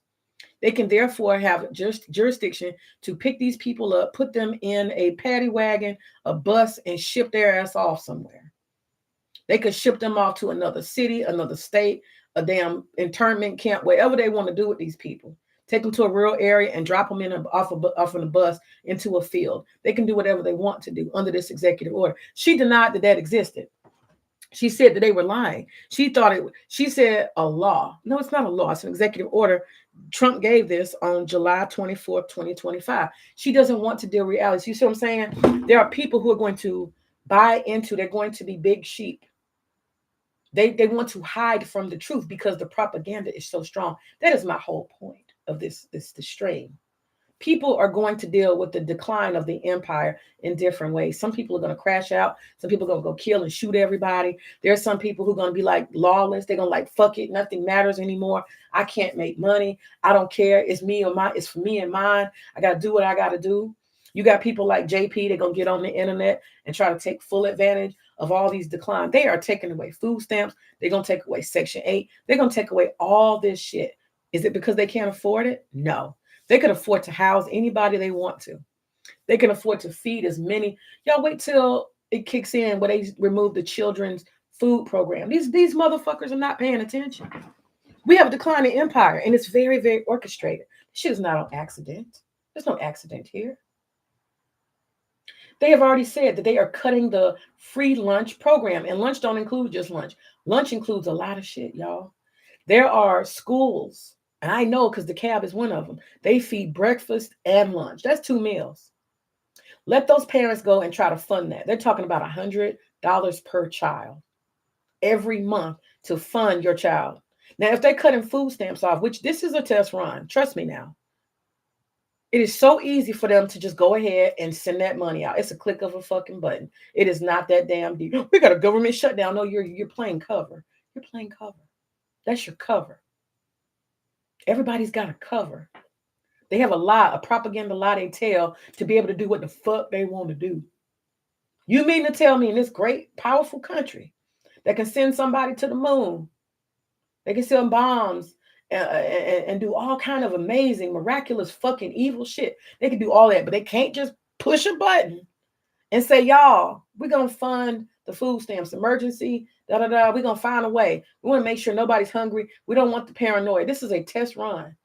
You mean to tell me they can't just go ahead and move that damn money instead of keep talking about how it's gonna fuck everybody up? This is all propaganda. This is a game. They playing in people's faces, and only the learned can understand. Yeah, we're being robbed. This is a transnational corporation that's being fucking taken over. And they got to use propaganda while they do what the fuck they doing. Because you're going to see the outcomes. They got to explain it. So you don't go fucking crazy. They got to explain it. They're doing a lot of explaining and propaganda giving. So you don't turn the fuck up. They don't need you to have no more King's Days. Those no more King's Days are dangerous. Because when they start taking away resources and motherfuckers start really feeling, I can't get a job. Marjorie Taylor Greene, I don't know how honest she is, but she's telling the truth. She's like, my kids are millennials. They can't get a fucking house. They can't get a fucking job. We got a problem, right? You got some authentic white people that are concerned. They want to shut them down. And they're going to buy her off. And who knows? She might just be doing all this hell raising so she can raise her damn price and value. So the billionaires can offer her a lot of money to shut her ass up. Some people get to squawking so they can get paid. Don't think they really give a fuck. At the end of the day, this is the mighty dollar. This is America, the great shaitan. This is the belly of the beast. Everybody got a price. They told a black ass, the mayor, I forgot his name, of New York. They told him, hey, nigga, we need you to step down. He said, what's the price you're going to pay? They gave him his price. He stepped down. He ain't running for mayor no more. That dude, Sliwa, is that his name? The other one, the Republican, they telling him, hey, man, drop out. Let Cuomo go. They told him, man, what's your price? They actually have billionaires out here buying people out of elections. Doesn't matter who the fuck you want to elect. That shit is all symbolic. They're going to pick who they want to pick. And God forbid, I hate to say it, but Mom Donnie, he's doing what he's doing. Everybody's already, I'm nervous for him. They calling him, oh, yeah, he's got it. He's got it in. Polls show he's got it in. Who makes the polls? How do we know? How do we fucking know? But if he were to win, it would not surprise me if all of a sudden a sniper appears one day and there's no more Mom Donnie. I wouldn't be surprised. And then whoever the billionaires have selected through process of elimination ends up being the leader of New York. It don't take nothing but a bullet. Ask JFK, ask MLK, ask Charlie Kirk. It don't take nothing but a bullet. That's it. And that's the shit that's for the public. Yeah, that's the shit that's for the public. The bullet is for the public. Okay? Because they got shit nowadays that can drop your ass dead and there ain't going to be no evidence. They got whole beams, laser beam, motherfucker brain fried. Nobody saw a thing. Okay? They can send a laser beam and blow your brains out and there will be no physical evidence. Your brains are melted on the inside of your skull. They got laser beams they can send out and it fries your brain to the point where you lose your mind. You are a vegetative state. They got shit out here, technology. They got drones and shit. The bullets are for propaganda. Trust me. It don't take no bullet to kill no motherfucker. Okay. They got sonar, radars, and all kind of shit. They got codes and gamma rays and shit they can send out in such high concentration that everybody in a square foot area be drop dead. Drop dead. They got some technology for us. They can change the weather. Y'all didn't see that? It rained in fucking Sahara. It was flooding in the Sahara. Come on now. It was flooding in Dubai. Come on now. What are we talking about? These motherfucking demons got witchcraft, medical and warfare and otherwise. The bullet is for propaganda, baby. The bullet is from propaganda. They could have a drone so high undetected and that motherfucker send a beam down and take your ass out and nobody ever sees any evidence. You just drop fucking dead. Okay? Let me see. Let me go back. You said we're being robbed by billionaires. Hey, what's up, V-Dub? Him and them moist guardian angels. Right. It's all games. It's all fucking games, man. So there are people who are not going to be able to deal with reality. They don't want people to melt down. So I went ahead and I shared with her this executive order, July 24, because she's in denial. She said that nothing exists. Nobody's messing with homeless people. That's just not true. Baby, you are one of those sheep that is going to pretend until the end. You're going to be playing the violin as the goddamn Titanic sinks. There are people like that. They're going to play the violin. The violin is drowning out reality. You got people who are going to dance a jig. They're going to dance to the dance to make you dance to dance. They're going to dance their way through it. You got people who are going to cry their way through it. Some people are going to drink their way through it, right? Some people are going to fight their way through it. Some people are going to decide they're going to turn up through it, right? Some people are going to fight through it. They're going to shoot through it. There's a lot of people that's going to act differently. And these are all test runs because they need to know what percentage is safe. Y'all hear me? What percentage is safe? How are people going to act? You don't know how people are going to act. People are so unpredictable. You do not know what people will do. So you have to do a test run. These food stamps are a test run. They want to see what are people going to do on social media. Will people use social media to organize? Will people become domestic terrorists due to lapse of food stamps? How will these, they have scientists set up right now who are studying the metrics. They have AI that is studying the metrics. They want to know how many people care, how many people don't care, how many people are actually affected. How will this affect business? You think they don't have metrics that say, well, how are we going to shift the food stamps? Because we know that the corporations actually need this shit, right? Is there any way that maybe for those people who are in third world countries, maybe Ukraine, maybe we can take that money that we would have used for food stamps for domestic people, and we can pump that same money to these corporations and have them send relief to Ukraine? Maybe we can use food distribution and we can make money for Gaza with the military industrial complex. Those corporations need to make General Mills and Kraft and all those, they're going to get there. Trust me now. That money that's going to be redirected from the food program, the EBT, they're still going to get it. It's going to come a different direction. You understand? They're still going to get it. You cannot collapse those food production companies. It may be through the Department of Defense. The Department of Defense might write contracts with General Mills and Kraft and all these different companies and say, listen, we're redirecting from EBT into international. You're going to make more money. Watch this. We're the government. We can do anything. And they'll start sending funds and money. They may use, check this out now. Check this out. This is a deeper level. I'm not being a conspiracy theorist. They got these weather machines, right? I'm calling these machines. They can create drought, right? They can create rain. They can create floods. They can do all kinds of shit. They can play with the weather. So what if you create famines in places and then you use American industrial, right? Commercial food through the DOD to sell, or the, whatever mechanism to sell food to the people that you may have a famine. What if that becomes a new industry? Famine, a famine industry. We know that Bill Gates and all the billionaires have been buying what? Farmland. We know that they want to do what? Turn it into agribusiness. And you export it using the Department of Defense. Man, this shit is so wicked. The things they can do. Why do all the billionaires want farmland? Why do they all want to get into agribusiness? Control food.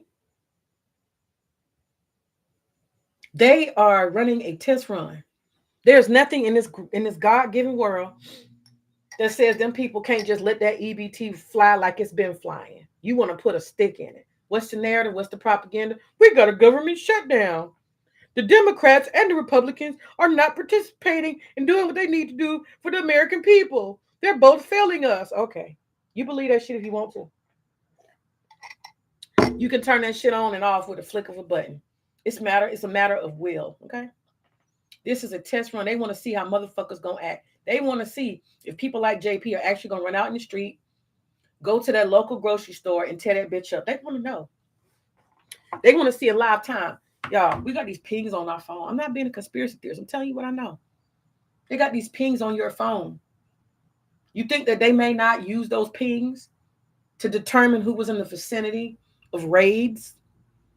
I've been in actual shopping centers, okay, fancy ass shopping centers, particularly in Buckhead. When you enter the driveway or the parking deck, on your phone, it pops up, welcome to so-and-so shopping plaza. Click this link and we can show you a map of all the different stores and the coupons and specials they're running. I said, what the fuck is this on my phone? How does shit know? Man, come on now.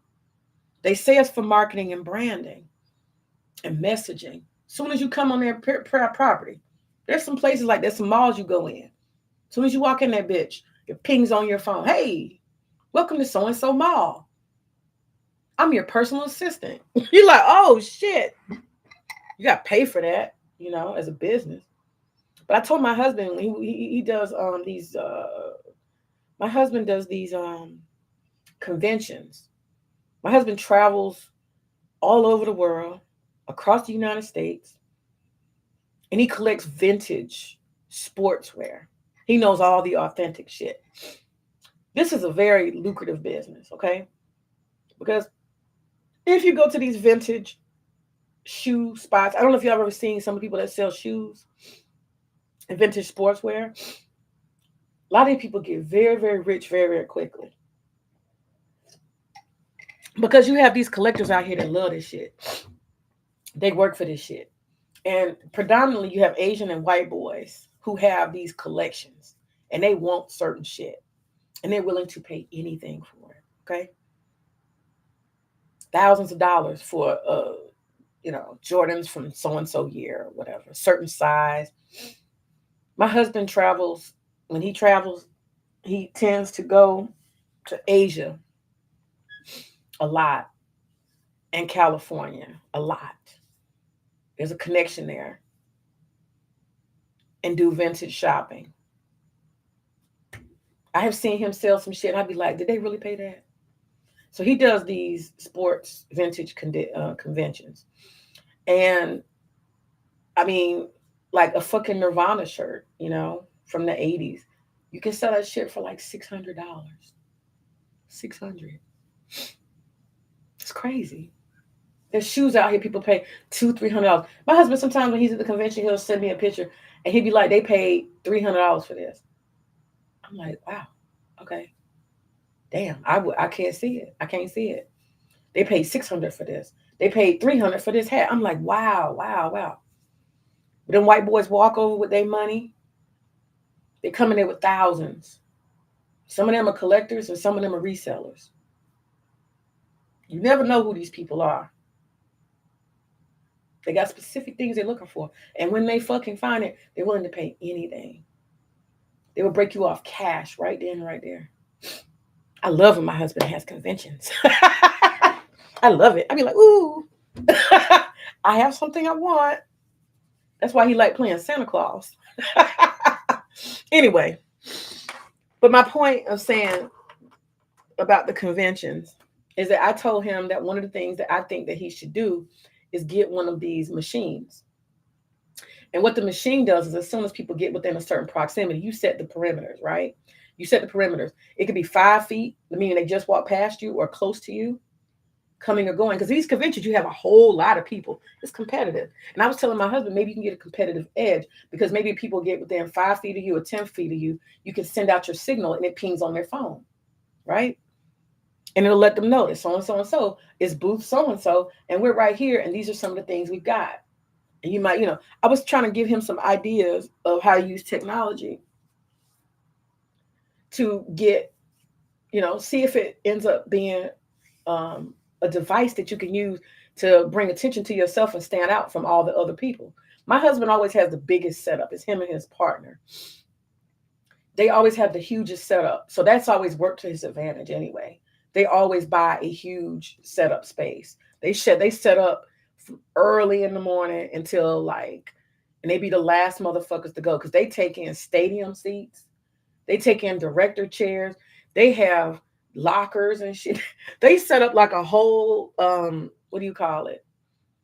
That's what you use the pipe and drape that we have. They set up a whole display like you would at a mall. You know what I'm saying? They set up a huge display. And their display is so big and so he puts down carpets like sports, like the Braves. He has like all kind of just props and crazy shit. My husband sets up pictures and posters. He has a display that's very impressive. So that has always put them ahead of everybody else at the convention. because they buy a big space and they display very well, very, very well. But I told him you might want to get one of these little boxes. It'll ping on people's phones. So my point is they can use these pings to determine who the fuck is where in the area. And then not only that, they can send out drones on a dime. And drones, y'all, they can have 20 drones in the air, hovering above, taking thousands of pictures at a time. Thousands. Feeding it back in live time. Before you get home, they can have somebody waiting on you. Okay. The pings on your phone and the photographic evidence, they want to see how people are going to behave. Take your ass on into Kroger and Publix and Walmart and raid if you want to. I promise you're going to pay for it. They're ready. They're ready. They got the surveillance ready. They are ready and waiting on people to cut a goddamn fool. You think all these white folks that's out in the streets are not being surveyed? You think they're not drones above, taking photos of people's faces, collecting pings? You think they're not? And AI is processing all of it. Big Brother knows everybody and everything who's going to a No Kings party, festival, gathering, protest, whatever the fuck you want to call it. You think they're not? Black people ain't stupid. Our ancestors have spoke to us. Ancestors said, stay put, Negro. Sit your black ass down. The ancestors told us, go sit the fuck down. This ain't the time to shine. You're done. All that you have ever needed to do in America, you have done, Negro. Sit your black ass down. Our ancestors are speaking to us. That's why we don't care. That's why we unbothered. That's why we not involved. That's why we not engaging. And I'm starting to see black folks too are crashing out. Last night in Lincoln University, historically predominantly black college, at the bowling alley, somebody crashed out. Now we know black people do shit and act up with people who we know. So when they say mass shootings, that's not exactly true. It means more than one person is shot. That's not the same as white people. Don't let them start changing the narrative.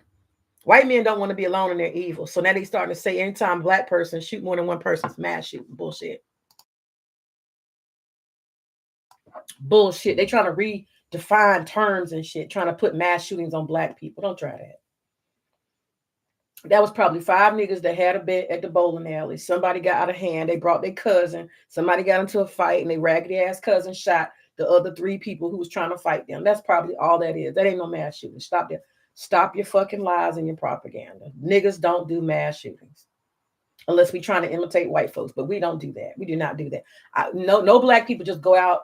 It's not normal. I'm not buying none of that. We don't just go out and be like, okay, I'm finna walk into Walmart and I'm gonna shoot 40 people for fun because I'm mad. We don't do that. Y'all got it. Y'all got the monopoly on that shit. You got it. White males got the monopoly on shooting fucking strangers and children and institutions. I just saw some shit that disturbed me because I've been counting. I said, well, how many places can we not go anymore? Clearly, you cannot go to the mall. You cannot go to the grocery store. You cannot go on a marathon. You can't even go to a concert, even movie theaters. A lot of places that you cannot go. Festivals, outdoor. You got somebody who want to run everybody down with a motherfucking car. You got so many places you have to say, I can't go there. I don't think I should go to large gatherings. It's so many places because these motherfuckers want to show up where there's lots of people, right? I saw a library. I saw, oh my God, somebody did a shooting in a library. Are you fucking kidding me? The library is the one place I need in America to be able to go and not worry.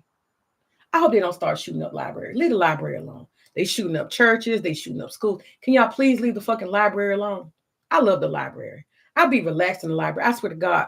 I believe when I'm in a library, I'm in a protected dome. Nothing can touch me. I am as safe as fuck because the librarians is born. The motherfuckers in there is born. We're all quiet. We're all conforming to society. We know how to whisper. Everybody's on their best behavior in the fucking library. It is the most sacred place, more than a church, the library.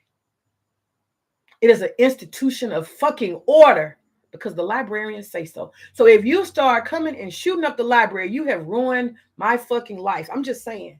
I need y'all to leave the fucking library alone. Shoot up the churches, shoot up the synagogues, shoot up the schools, shoot up the grocery store, shoot all that shit up, but do not fucking touch the goddamn library. Then I'm going to have to get my gat, okay? I'm going to have to go to the library armed if y'all start that shit. Y'all not going to fuck with the library. I'm going to stand on that. As a motherfucker who love books, y'all is not gonna fuck with the library. Y'all better find somewhere else to fucking turn up, but don't turn up at the library. Let there be a warning. I'm just saying. Y'all start fucking with the library and the librarians, I'm gonna have a problem. I'm just saying. Hey, what's up? What's up, Gabe? I'm just ranting and talking shit. So, okay, I'm coming to the end of my stream. I've talked about the lady and the denial and the propaganda. I talked about COVID and the lies, and I gave it to her. I'm like, here's the executive order. You got to deal with reality, and you can't force feed these things because some people just don't want to deal with it.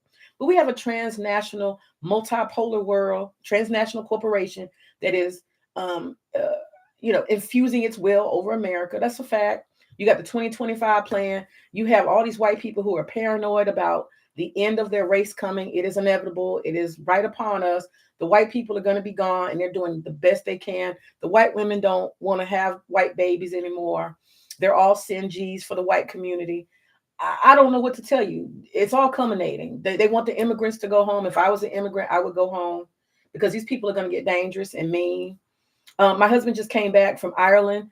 Little did we know that a day or two after he left Ireland, that an immigrant from actually he was from Afghanistan, but they blamed Africans because people don't read again propaganda. They put African. Afghanistan is not African, but they were looking because they believed in propaganda for black people to assault at this refugee, what you call a hotel or whatever in Ireland, in Dublin. My husband just left Dublin. Thank God he left. He is dark chocolate. He looks like an immigrant. Somebody even said that in the chat the other day. You're married to a tether. I was like, wow, he does look like a Jamaican. My husband absolutely. He like one of them niggas from the hills of Jamaica, but he is so suburban, Black American, Southern. Um, he's Georgia born, just like me. So I think that's funny. I mean, I got dreads too, so I guess people think I'm a tether if that's what you know. I don't know. He said, I'm still on Toronto. I'm still on Toronto. I'm just listening in. Oh, you in Toronto? That's cool. What's the weather like? What's the weather like? I'm guessing it's kind of fall chill there. Toronto. Yeah, I gotta check out Toronto. They say it's really clean, Gabe. Is it really, really clean? Canadians know how to act. They real civilized. They the one group of white people that's kind of civilized Canadians. At least I think so. Fall chill, yes, indeed. Yeah, yeah, yeah. Enjoy, enjoy, enjoy. I'm sure that Toronto is not your first rodeo to Toronto, and it won't be your last. But yes, enjoy, enjoy.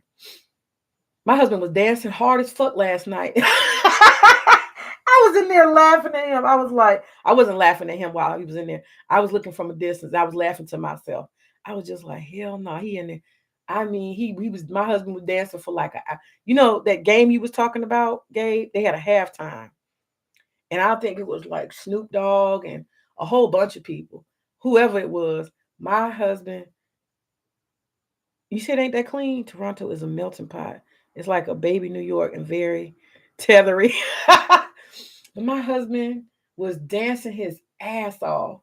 He was getting it in there. Boy, I ain't seen him dance like since we were in our 30s and going to the club. Tethers are defined by their actions, not their appearance. Well, somebody in one of the chats told me I was married to a tether. I think they're looking at my husband's look. He's got a big long beard and he's got long dreadlocks.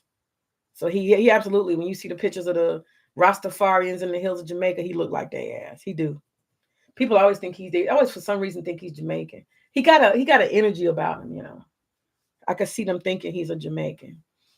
But my husband was dancing his ass. I mean, he did not stop. He was in there doing all that fist pumping and shit. He was dancing in front of the bed. He was getting it, goddamn it. He was dancing like the 90s. He was going to fuck off. He enjoyed that goddamn concert. He was hollering, shouting and shit. I was like, wow. I enjoyed watching him be so enthusiastic about this music. I don't know. I think it was who was on it? Did y'all know what I'm talking about? Oh, that was a versus battle. Oh, that's what that was? I thought it was a halftime of a football game. Yeah, okay, because he kept screaming "No limit." Okay. Okay. I thought it was a halftime show. Okay. He did say something about some No Limit. No Limit versus Cash. Oh, he enjoyed that shit thoroughly. I think that's why he's sleeping extra today, because he spent he spent a lot of energy last night. Boy, he was dancing. Y'all think I'm playing? He was dancing like it was the fucking 90s. You know how hard people be dancing? You know, people be dancing hard as fuck. He was dancing hard as fuck. I'm like, I wouldn't be surprised if he didn't tore the carpet up in that area, because boy, he was getting it. I was like, damn, he like he need a minute. He was dancing hard as fuck. You would have thought he was at the goddamn you'd have thought he was at the goddamn concert in person the way he was getting down. Boy, that shit was funny to me. I ain't say shit. I just kept being in. I was in the kitchen. I just peeked. I see him hollering and shouting out lines and repeating the verses and shit. I was just looking, and I ain't let him see me looking. I was entertained. I ain't say shit because I ain't want to mess up his flow, make him self conscious. But he was tearing it goddamn up. You was on a date last night, so you totally missed it. Okay. Well, he was watching that shit apparently live, and he was goddamn excited. Okay. He's a hip hop head, so yeah, he was excited. He was having a good goddamn time. He had his own personal fucking concert in that room. I enjoyed it for him. I'm like, shit. But anyway, okay, so here's the last thing. I talked about all that stuff, and the final thing I want to say. Let's think about, and y'all can help me with this. You add on, feel free. If, in fact, our government, if Donald Trump's goal and the transnational corporation globalists were invested in having a very solid uprising so that they could justify either a third term because he has to restore order and a long-term plan, or he wants to declare martial law. If that is the goal that he has in mind, I'm gonna give you the perfect storm. I'm gonna lay it down real quick. It ain't gonna take long. Then I'm gonna end stream. I gotta go find everybody, see what they doing. I'm up here. When I be upstairs and I close the doors like I'm in no man's land, I can't hear shit. I don't know what anybody's doing. I need to hear people stir. I need to know, like, is my daughter waking up? Is he going to the bathroom? I need to, I just need to, I need to have an ear to my home and see what's going on. I'm way up here and I'm so far away from them. So I have no idea. And it's kind of getting on my nerves because I don't know what's going on. I can't hear anything. And I want to get back there. So that's why I don't really be on my computer, because it isolates me up in here. We pretty much live downstairs. That's what I'm trying to say. We live downstairs. And I can't, I'm far away from downstairs. So I cannot do the computer thing. I have to do everything on my phone. So I can be in the mix and know what's going on. You know what I'm saying? It's food to cook and stuff to clean and just different shit. I'm rambling. He was on a date last night. Is this, I'm assuming that's the same lady, V-Dub. What'd y'all do? Where'd y'all go? What does a date with V-Dub look like? I'm just curious. So let's lay it down. I got my nose is so stuffed up. It's hot up here. It's hot up here compared to downstairs. All the heat came up here. I came up here with my robe. I took that bitch off. Let me lay it out. It would be very easy for Trump if his whole goal was to create temporary disorder and chaos so that he could justify martial law or taking power that was not given. Okay, let me just lay that out. That's the goal in mind. First thing that we already have a perfect storm gathering. We have a perfect storm gathering. What do we have? We have a series of holidays. Feel me now. We already have Thanksgiving on the way. Right after that, we have Christmas. Okay, these are already volatile holidays because people have lots of loss, loneliness, and lack. A lot of people have to produce a lot of money, especially now that they don't have. People want to gather, they want to be part of community. These are times when antisocial people suffer the most. These are the times when people who have lack suffer the most. People are very volatile. November, December, January. Let's keep it real. This is a perfect storm if somebody wanted to. I'm going to lay down how you can concoct, create, and build right now in the current circumstances a complete collapse of American society. You could do it. Let me lay it out.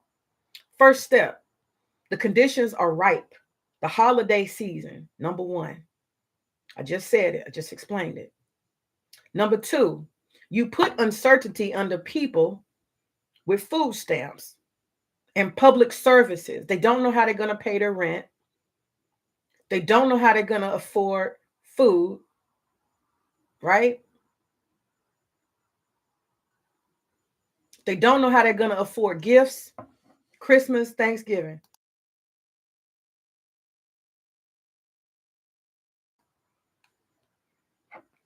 You created uncertainty, a food deficit for a lot of people very rapidly, very quickly, unexpected. They can't shift, they can't provide.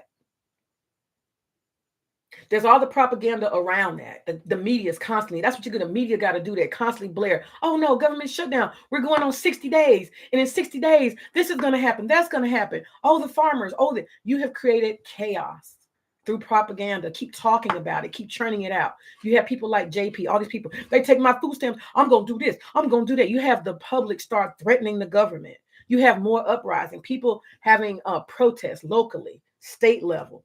They're demanding something from their governor. What are you going to do? Because the federal government won't do that. What are you going to do? And the local people start having uprisings. They start going to their city halls. What are you going to do? You're the mayor. What are you going to do? Federal government's failing us. What are you going to do? Everybody on every level. The governor's upset. The mayors are upset. Federal government is setting a perfect situation for chaos. The media is churning out the fear, the uncertainty. Section 8 vouchers are not going out. Federal government can't fund it. We're on day 90. Now we're close to Christmas. You understand? And during these times, right here before Thanksgiving, people could very well, we don't know. But what if they do that? What if they do take to the streets? What if people who want to take advantage of the circumstances and the media and the social media, what if those people think, hey, this is a perfect time to loot? They start organizing young people, people who ain't in need. They see other people do it. They start doing it. Whoa, imagine. It ain't hard. The looting begins. There's not enough police. There's not enough surveillance. There's not enough people to stop it.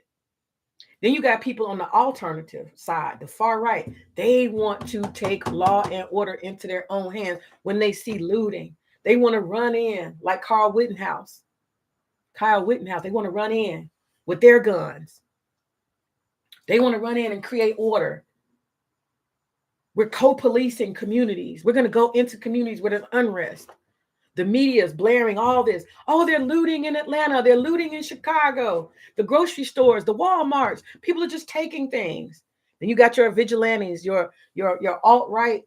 They want to rush in and they want to do something. They want to act up too. They take to the streets. They start showing up, shooting guns. Where's this going to go? I'm just telling you, these are the situations and circumstances. The white man has to create order because this is his America. What happens when they jump out into the streets? And what happens when they take power on the streets, law and order with their guns? We have a lot of stand your ground places. What happens? Then they start, outside, South Georgia. Oh, they got a situation, and it just starts being like a whole chaotic. Everybody gets what they want. They want chaos. They want to see, is their side going to win, right? Think about how easy that could be. Now let's add another layer. We can't just let it be human engagement, social media. We have to create more real circumstances. The government is in charge of what?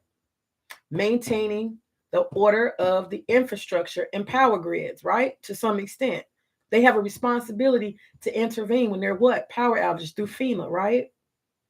Let's say that the power is cut. Let's say there are blackouts strategically in the United States, all at the what? Same time. Let's say the federal government is not able to mobilize or get some of these people like Georgia Power, the Southern Company. What if we even say that the Russians and the Chinese did it? They attacked our infrastructure when we were weak. The Chinese and the Russians, using hacking, attacked our infrastructure in the middle of the holiday season. All these people on food stamps, EBT, they're not getting anything. They had a horrible Thanksgiving. If we made it through Thanksgiving, they were not able to get food. They had to go to food banks and other things. They still didn't get nothing. Their Section 8 and all their benefits, we're talking about Medicare, Medicaid, a lot of these federally funded things have stopped. The funding has stopped. People are behind. People are seeing themselves sink into debt. People still don't have jobs through the holidays. People are lonely. People are incelish. People are hurting. They have missing family members. Don't forget, COVID happened not long ago. Lots of people and families are missing. You have vulnerable populations who are emotionally overwhelmed. They have economic challenges that they cannot overcome, jobs that are not being had, college graduates that cannot get a job, young people who are piled in their parents' home. It is embarrassing, humiliating that they cannot act as adults because they can't, because of the economic situation in the job market. You pile all that together and you throw in a blackout strategically across the United States where power is cut. People who had money and resources no longer have power unless they got a generator. And you have an indefinite blackout. Has it happened yet? Has it happened already? Texas, test run. Texas, test run. Texas, test run. You blame it on the Russians. You blame it on the Chinese. You blame it on hacking. They're test runs. They can do it. You blame the propaganda on hackers from outside, not domestic. You're talking about problems in the winter. You're talking about issues in the winter. And mind you, social media is churning it up. Mind you, the media is churning it up. The fear factors. The purge will begin. It wouldn't take nothing but the federal government to go up into 90 days or sooner, not funding and financing these federal programs. Okay. Less than 90 days during this holiday time and cold with economic downturn. It wouldn't take less than that. Then this motherfucker is going to let these people, regular people will start cutting the fucking food. Okay. Because guess what? You're going to end up with what? Food deserts. What hasn't been rated will be rated when people realize, oh shit, the power is going out. I know because I've been through power outages. People run and they raid. They buying the shit, but they are destabilizing the grocery store. The supply chain is fucked up. They go and get all the fucking gas. Now people are gridlocked. This could happen. You cut the fucking power off, blackout during the winter with the holidays. You can get everybody engaged. You understand? You can get everybody engaged, even those who are not having economic problems. They're going to be on guard. Like, oh shit, these motherfuckers is looting. And what ain't looted is being bought to the point where the shelves are clean and dry. We saw this during COVID. Quit playing with yourself. Quit playing. Quit playing with yourself. If you think that this shit cannot be created, I have seen elements of all of what I'm saying right now. You cut the federal funding off, the food stamps, the EBT, the WIC. You got hungry children. You got holidays. You got Thanksgiving, no food, no plan in sight to reestablish these connections. No insight to fund. No, nothing in sight. Insight, envision, close. No promises. And we're going 90 days out. These motherfuckers will crash out. Then you throw in, that means no internet. Y'all hear me? No cell phone. Everybody's going to activate. Even people who are fucking civilized and they got the resources.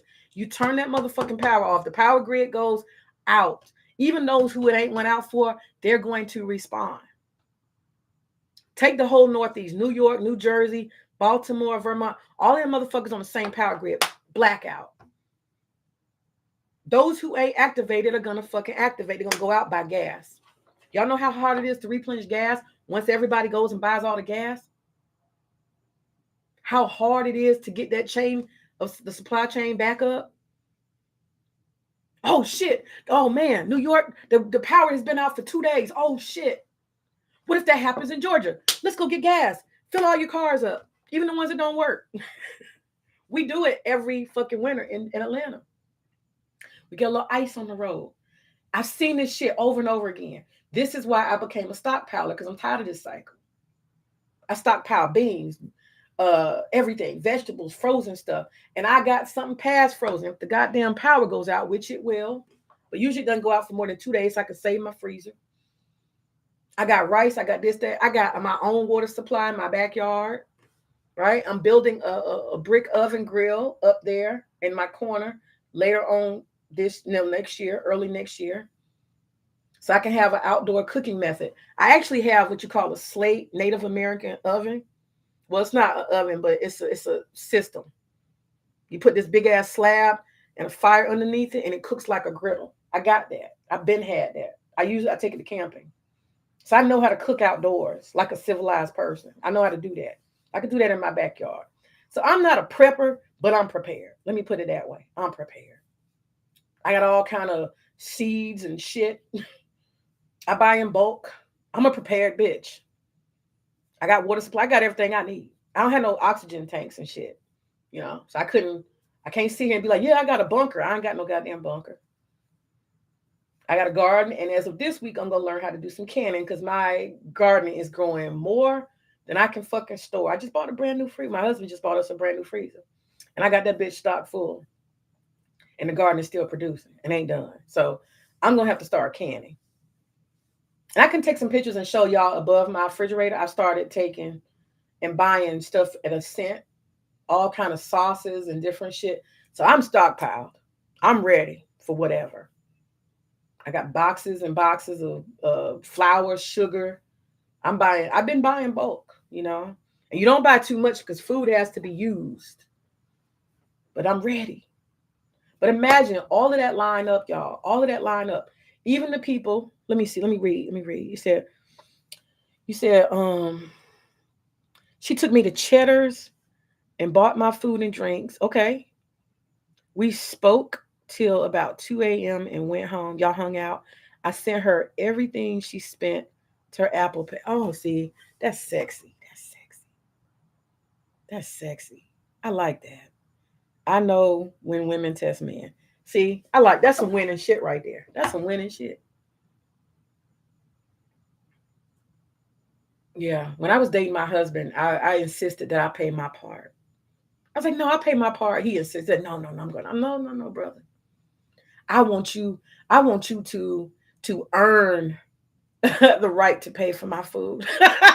that is something I don't give. That's sexy. I like that.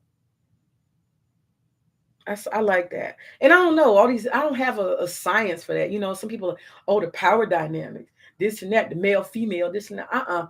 I just wanted him to know. I didn't pay for his part. I just want him to know I got me. I think that was important for him to know I got me. And I'm here because I want to get to know you. And I don't need you to do any of those things. I don't need you to do that. I don't want you to do that. Look, I ain't gonna tell no lie. I knew what kind of woman I am. Look, baby, it get greater later. I don't need no fucking meals on the front end. I don't need no meals on the front. I'm gonna ask you for the world. So I don't need you to pay for no goddamn meals on the front end. That's not impressing me. I'll pay for my own fucking meals. I'm just being honest. I ain't no pimp or man or nothing like that. But I know I'm gonna ask you for the world. When we're finally together, I'm gonna ask you for everything. So ain't no need for you on the front end paying no damn meals. Ain't no point of that. That shit ain't impressive. I'm gonna be asking you for trips. I'm gonna be asking you for all kind of shit. I'm gonna be asking you for real estate. I'm gonna be asking you for investments. I'm gonna be asking you for property. I'm gonna be asking you to send me on trips to faraway places and finance it. I'm gonna ask you for cars. I'm gonna ask you for stuff. I'm gonna ask you for gifts to the business that I create. I'm gonna ask you for a lot of shit. I'm gonna ask you for the world, brother. I'm gonna ask you for the world. So I'm not finna sit here and play games with no goddamn drinks and no fucking meals. Okay. I'm a different type of bitch. It gets greater later. Okay. You can't tell some women these type of things. They don't got no game. They ain't got no goddamn sense. They stupid. A lot of women are stupid, okay? Just be honest with you. That's why they be getting played. And I'm not anti-woman. I'm just telling you, I think women, we would do so much better if we use some common sense. And we get so caught up in frivolous. He took me out on a date. He paying for my biscuits and my steak. That's all you want, bitch, is a meal. Are you serious? That's why I be loving Ashira. Ashira is a motherfucking female pimp. And I don't mean that against men. I'm just telling you, it's about females being smart and not stupid. That's why I love her. I absolutely love. Y'all men don't like Ashira because she's laying down common sense to women sometimes, and it sounds very cold-hearted. But we are very transactional creatures, and we got to start accepting that and stop acting like we're not fucking transactional. We are. We absolutely are. Be with a woman, and she don't want you to do something for her. You talking about a broke down bitch, for real. I ain't never seen no woman who want to be with a man and she don't want nothing from him. I never seen that shit. I don't think I ever will. I don't think so. We got to be honest with who we are. Anyway, let me go back to the comments. I think that's sexy, V-Dub. I think that's very sexy of you. He said he let her pay. And then when she get in the bed and she chilling and relaxing, bing, the money for the date appears. I like that shit. V-Dub, you're a dangerous man. Let me keep on moving. He said, on a side note, out of the phones down face up, so it invokes a level of trust. On the side note, out the phones down face up, so it invokes a level of trust. Out. I don't know. Only if you are trustworthy. If you're not, turn on airplane mode, fella. On that side note, out the phones down face up. Oh. So you saying you just leave your phone? You must not remember. Okay. So you saying you hold your phone up so that nobody is looking like why your phone don't ring? I don't know if that's what you mean, V-Dub. You said a sense of trust. You said you must not remember the blackout of North Carolina in 2022. There were several blackouts. I don't remember specifically, V-Dub, but I remember it being several blackouts. I know Texas had one. I don't know. Tell me more about North Carolina. Did it last for a long time? They put one bullet in the power station. No power for a week. Okay, it was a week. See, that's what I'm talking about. It won't take much. I was locked up during the last great New York blackout. Okay. And she knows I'm trying to save for something right now. So she was trying to look out for me. We spoke. I waited until she was asleep and sent the money back. See? That's sexy. That's sexy on both of y'all part. That's sexy. That's what I'm saying. People don't know how to. They don't know how to entice anybody. They don't know how to keep a little mystery. You know, a lot of people don't know that. A lot of people don't get it. That's why I be saying sometimes people who can't find nobody and they can't keep the interest. I mean, I'm talking about people who have been having a longevity of having no luck. I just think it's not meant for them. That's why I don't understand. Like people like AB Media and they be droning on and on. Man, that shit just ain't for you. Do you not have a space in your mind where you can say this shit just ain't for me? Right? I'm a chick that I do not like tennis shoes. I don't like tennis shoes. Tennis shoes are too masculine to me. I wear tennis shoes to exercise, but outside of that, I know that tennis shoes is not for me. They don't fit with my wardrobe. I'm a earthy bitch. I like skirts. I like feminine clothes. Tennis shoes is not for me. It's just that simple. I don't care if it's pink. I don't care if it's got fucking flowers on it. Tennis shoes ain't for me. It's not for me. There's some shit that ain't for you. And you can't make it fucking fit. So when I see people who don't have mystery, they don't have enticement, they don't have the ability to intrigue and do the dance with the opposite sex, that shit is not for you. I sat yesterday and I listened to AB and he was going on and on. I was just like, this dude, I don't even know why. I don't know why they bother. Why do you bother caring about women and relationships? Y'all motherfuckers be old. I got another stream coming up. What did I call it? I call it sour milk. It's like sour milk part 2. And what is it? What does it say? It's called, this is my next one coming up. I'm not sure if I'm gonna do this tonight or not. I gotta wait till the feeling moves me. You know what I'm saying? I gotta be kind of naughty. I don't know if y'all know that, but I got a naughty thing in me. That's part of my heathen. I'm a little naughty, you know. I have the spirit of perverseness. I'm gonna be honest with you. People call it a troll, but I have a spirit of perverseness in me. I like doing wrong for wrong's sake. Y'all hear me? I like to do the wrong thing for wrong's sake. And I'm not always like that. But I get triggered sometimes and I just be wanting to do the wrong shit. Just for fun. Maybe I'm bored. I don't know. But I've been like that. I know you're not supposed to slap people when they say something you don't like. But the spirit of perverseness takes over me. I be like, what you say, motherfucker? Pop! Backhand slap. I know you're not supposed to do that, but the spirit of perverseness takes over me. Right? I do wrong for wrong's sake. So I'm a little naughty. I'm going to admit it. I see myself clearly. I'm a naughty bitch. I like to shake shit up. Not all the time. But it is a dominant trait in my personality. Right? I get called out for it. It's okay. It's okay.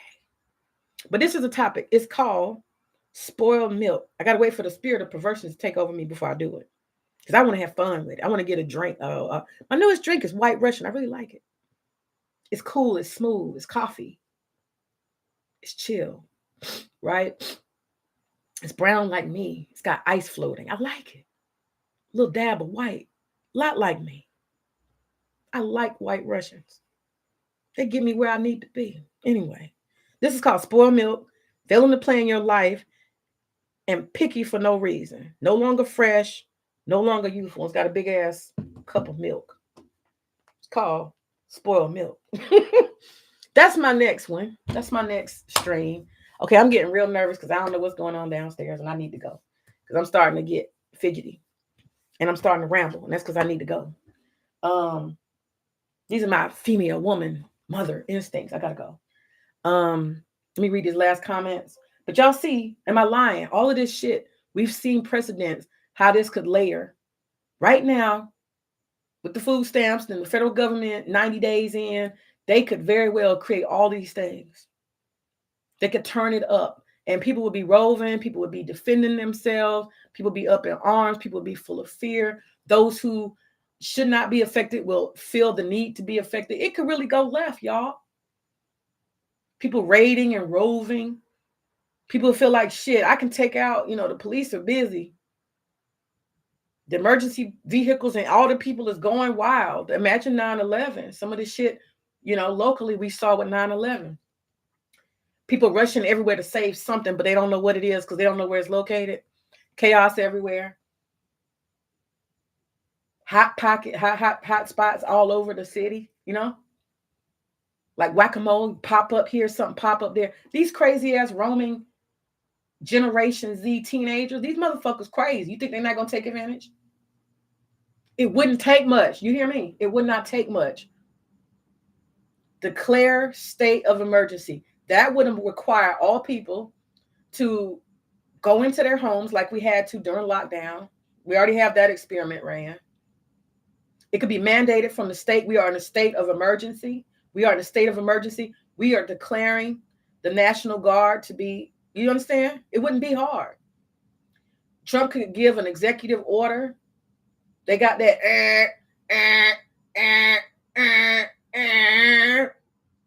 They got that system, don't they?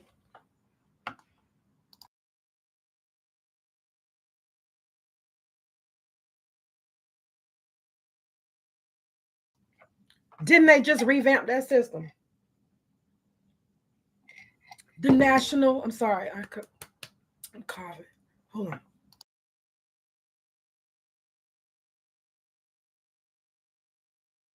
Don't they have the National Emergency Management System? Didn't they just reboot that?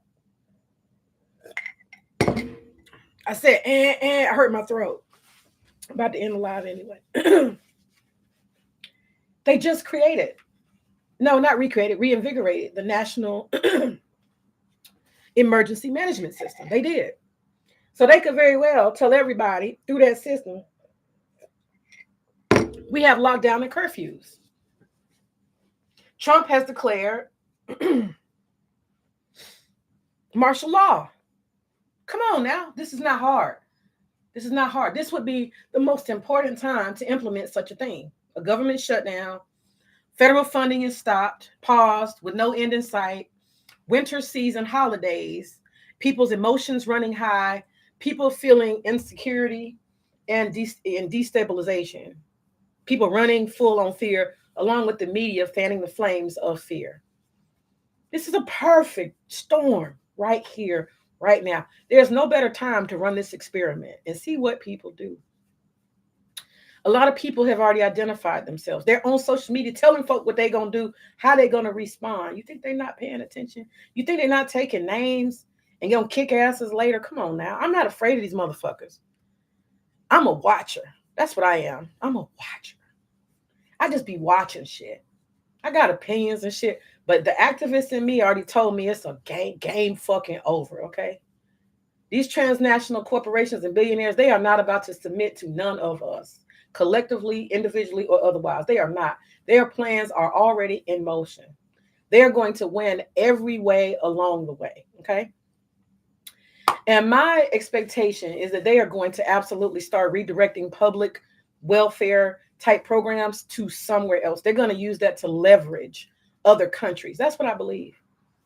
They're still going to make sure that the corporations make their money, but they are going to direct the money to different recipients. That's what I believe. All right, so V-Dub said, let me see. Okay, yes. Put the phone facing up when on a date. Let the notifications ring. So basically be natural. Don't be trying to hide shit. Don't be trying to act incognito like you don't never get no calls, like you worried. I agree. Briefly, when I dated this guy who was a Morehouse man, before I met my husband, I was in between the ex-boyfriend and just briefly. And I have known a lot of Morehouse men, not dating them all, but I have known plenty of Morehouse men. Because when you're friends with a Morehouse man, you meet all his friends. So I know quite a lot of my friendship circle was including a lot of Morehouse men. Matter of fact, I did a festival not long ago, and this brother, I'll tell this story later. That's why I said I meet amazing men. I forgot his history, and I was thinking about how I met him, whatever. Him and his wife, they have an entertainment company together, and the brother's name is Unaka. Unaka, it's a powerful name, in Unaka. And him and his wife, they do business with us, and they a lot of people are wife partner business partners, and that's something I think that's funny that the manosphere, it would defeat their purpose, right? To talk about the wife husband business partnership, this building. I see lots and lots of of my customers who have these situations where husband and wife build together. It's powerful. They don't want to discuss that, because women, the only thing that women have value is just their looks. That's it. Their looks, that's the only value they have. Let them run with that. That's why they're losing. Anyway, but I was looking back at his history and I thought about, I said, man, sometimes you just think like, I remember when we were both in college. We go back that far and you look at where you're at now. He was an entrepreneur back then. Him and three other Morehouse brothers, they were living, they come from Mainz. They were living at, the AUC campus, and they were young. And they was like, man, fuck this shit. We're not going to go work for nobody. We're not going to do this. We're going to be college students on our own. There's 4 black men. We're going to be college students on our own merit, on our own plan. We're going to do this college thing how we want to do it. These 4 brothers, while they were in freshman status, got together. This shit is, I'm talking about black men. I've seen them do amazing shit. We're Morehouse men. We're going to use this brotherhood. We're going to build while we're in college. And they were not like lifelong brotherhood, something that met at Morehouse. No, they met at Morehouse, had common mentality. And they all just say, okay, listen, we're going to bring this money together. Naka was one of them. Right. And the other one, he ended up going, one of them in that group, he ended up going and having a tattoo, an ink tattoo. That's one of them tattoos you see on my forehead. I got done at his tattoo parlor. He opened up a tattoo parlor. And these are side business. I don't mean that's what the fuck they do for a living, right? But Unaka has created a media company, an entertainment and media company. Lots of contracts with the government. Okay. That's what me and him end up meeting each other a lot of times. He passes me. I shouldn't tell my contacts and shit. But anyway, let me move on. He and Morehouse, these Morehouse brothers, I'm about to end the stream, but I'm just going to share this. Because that's why I keep saying I believe in the power of black men. Because I know so many black men who have been amazing. And nobody's going to convince me otherwise. Not no damn BGS and all his cult of doom. You're not going to convince me that black men, black American men, are not the most powerful men on the planet. All the potential in the world. You're not going to tell me no different. I'm not listening to that shit. That's why I fight him seriously, because I know what the fuck I'm talking about. You just live in a bubble. You just live in a bubble. Only the black men around you are like that. Nah, you're a fucking lie. You are a hell fucking lie, BJ. I will fight you to the death on that. You are a whole fucking lie. Always talking about how black men can't win. That's a fucking lie. And people ask, why do you keep going back and forth with him, May? Why? Because he's lying. He's telling bold-faced lies. He's discouraging some of the most powerful black men on the planet that they can't do nothing, they can't win. That's a fucking lie.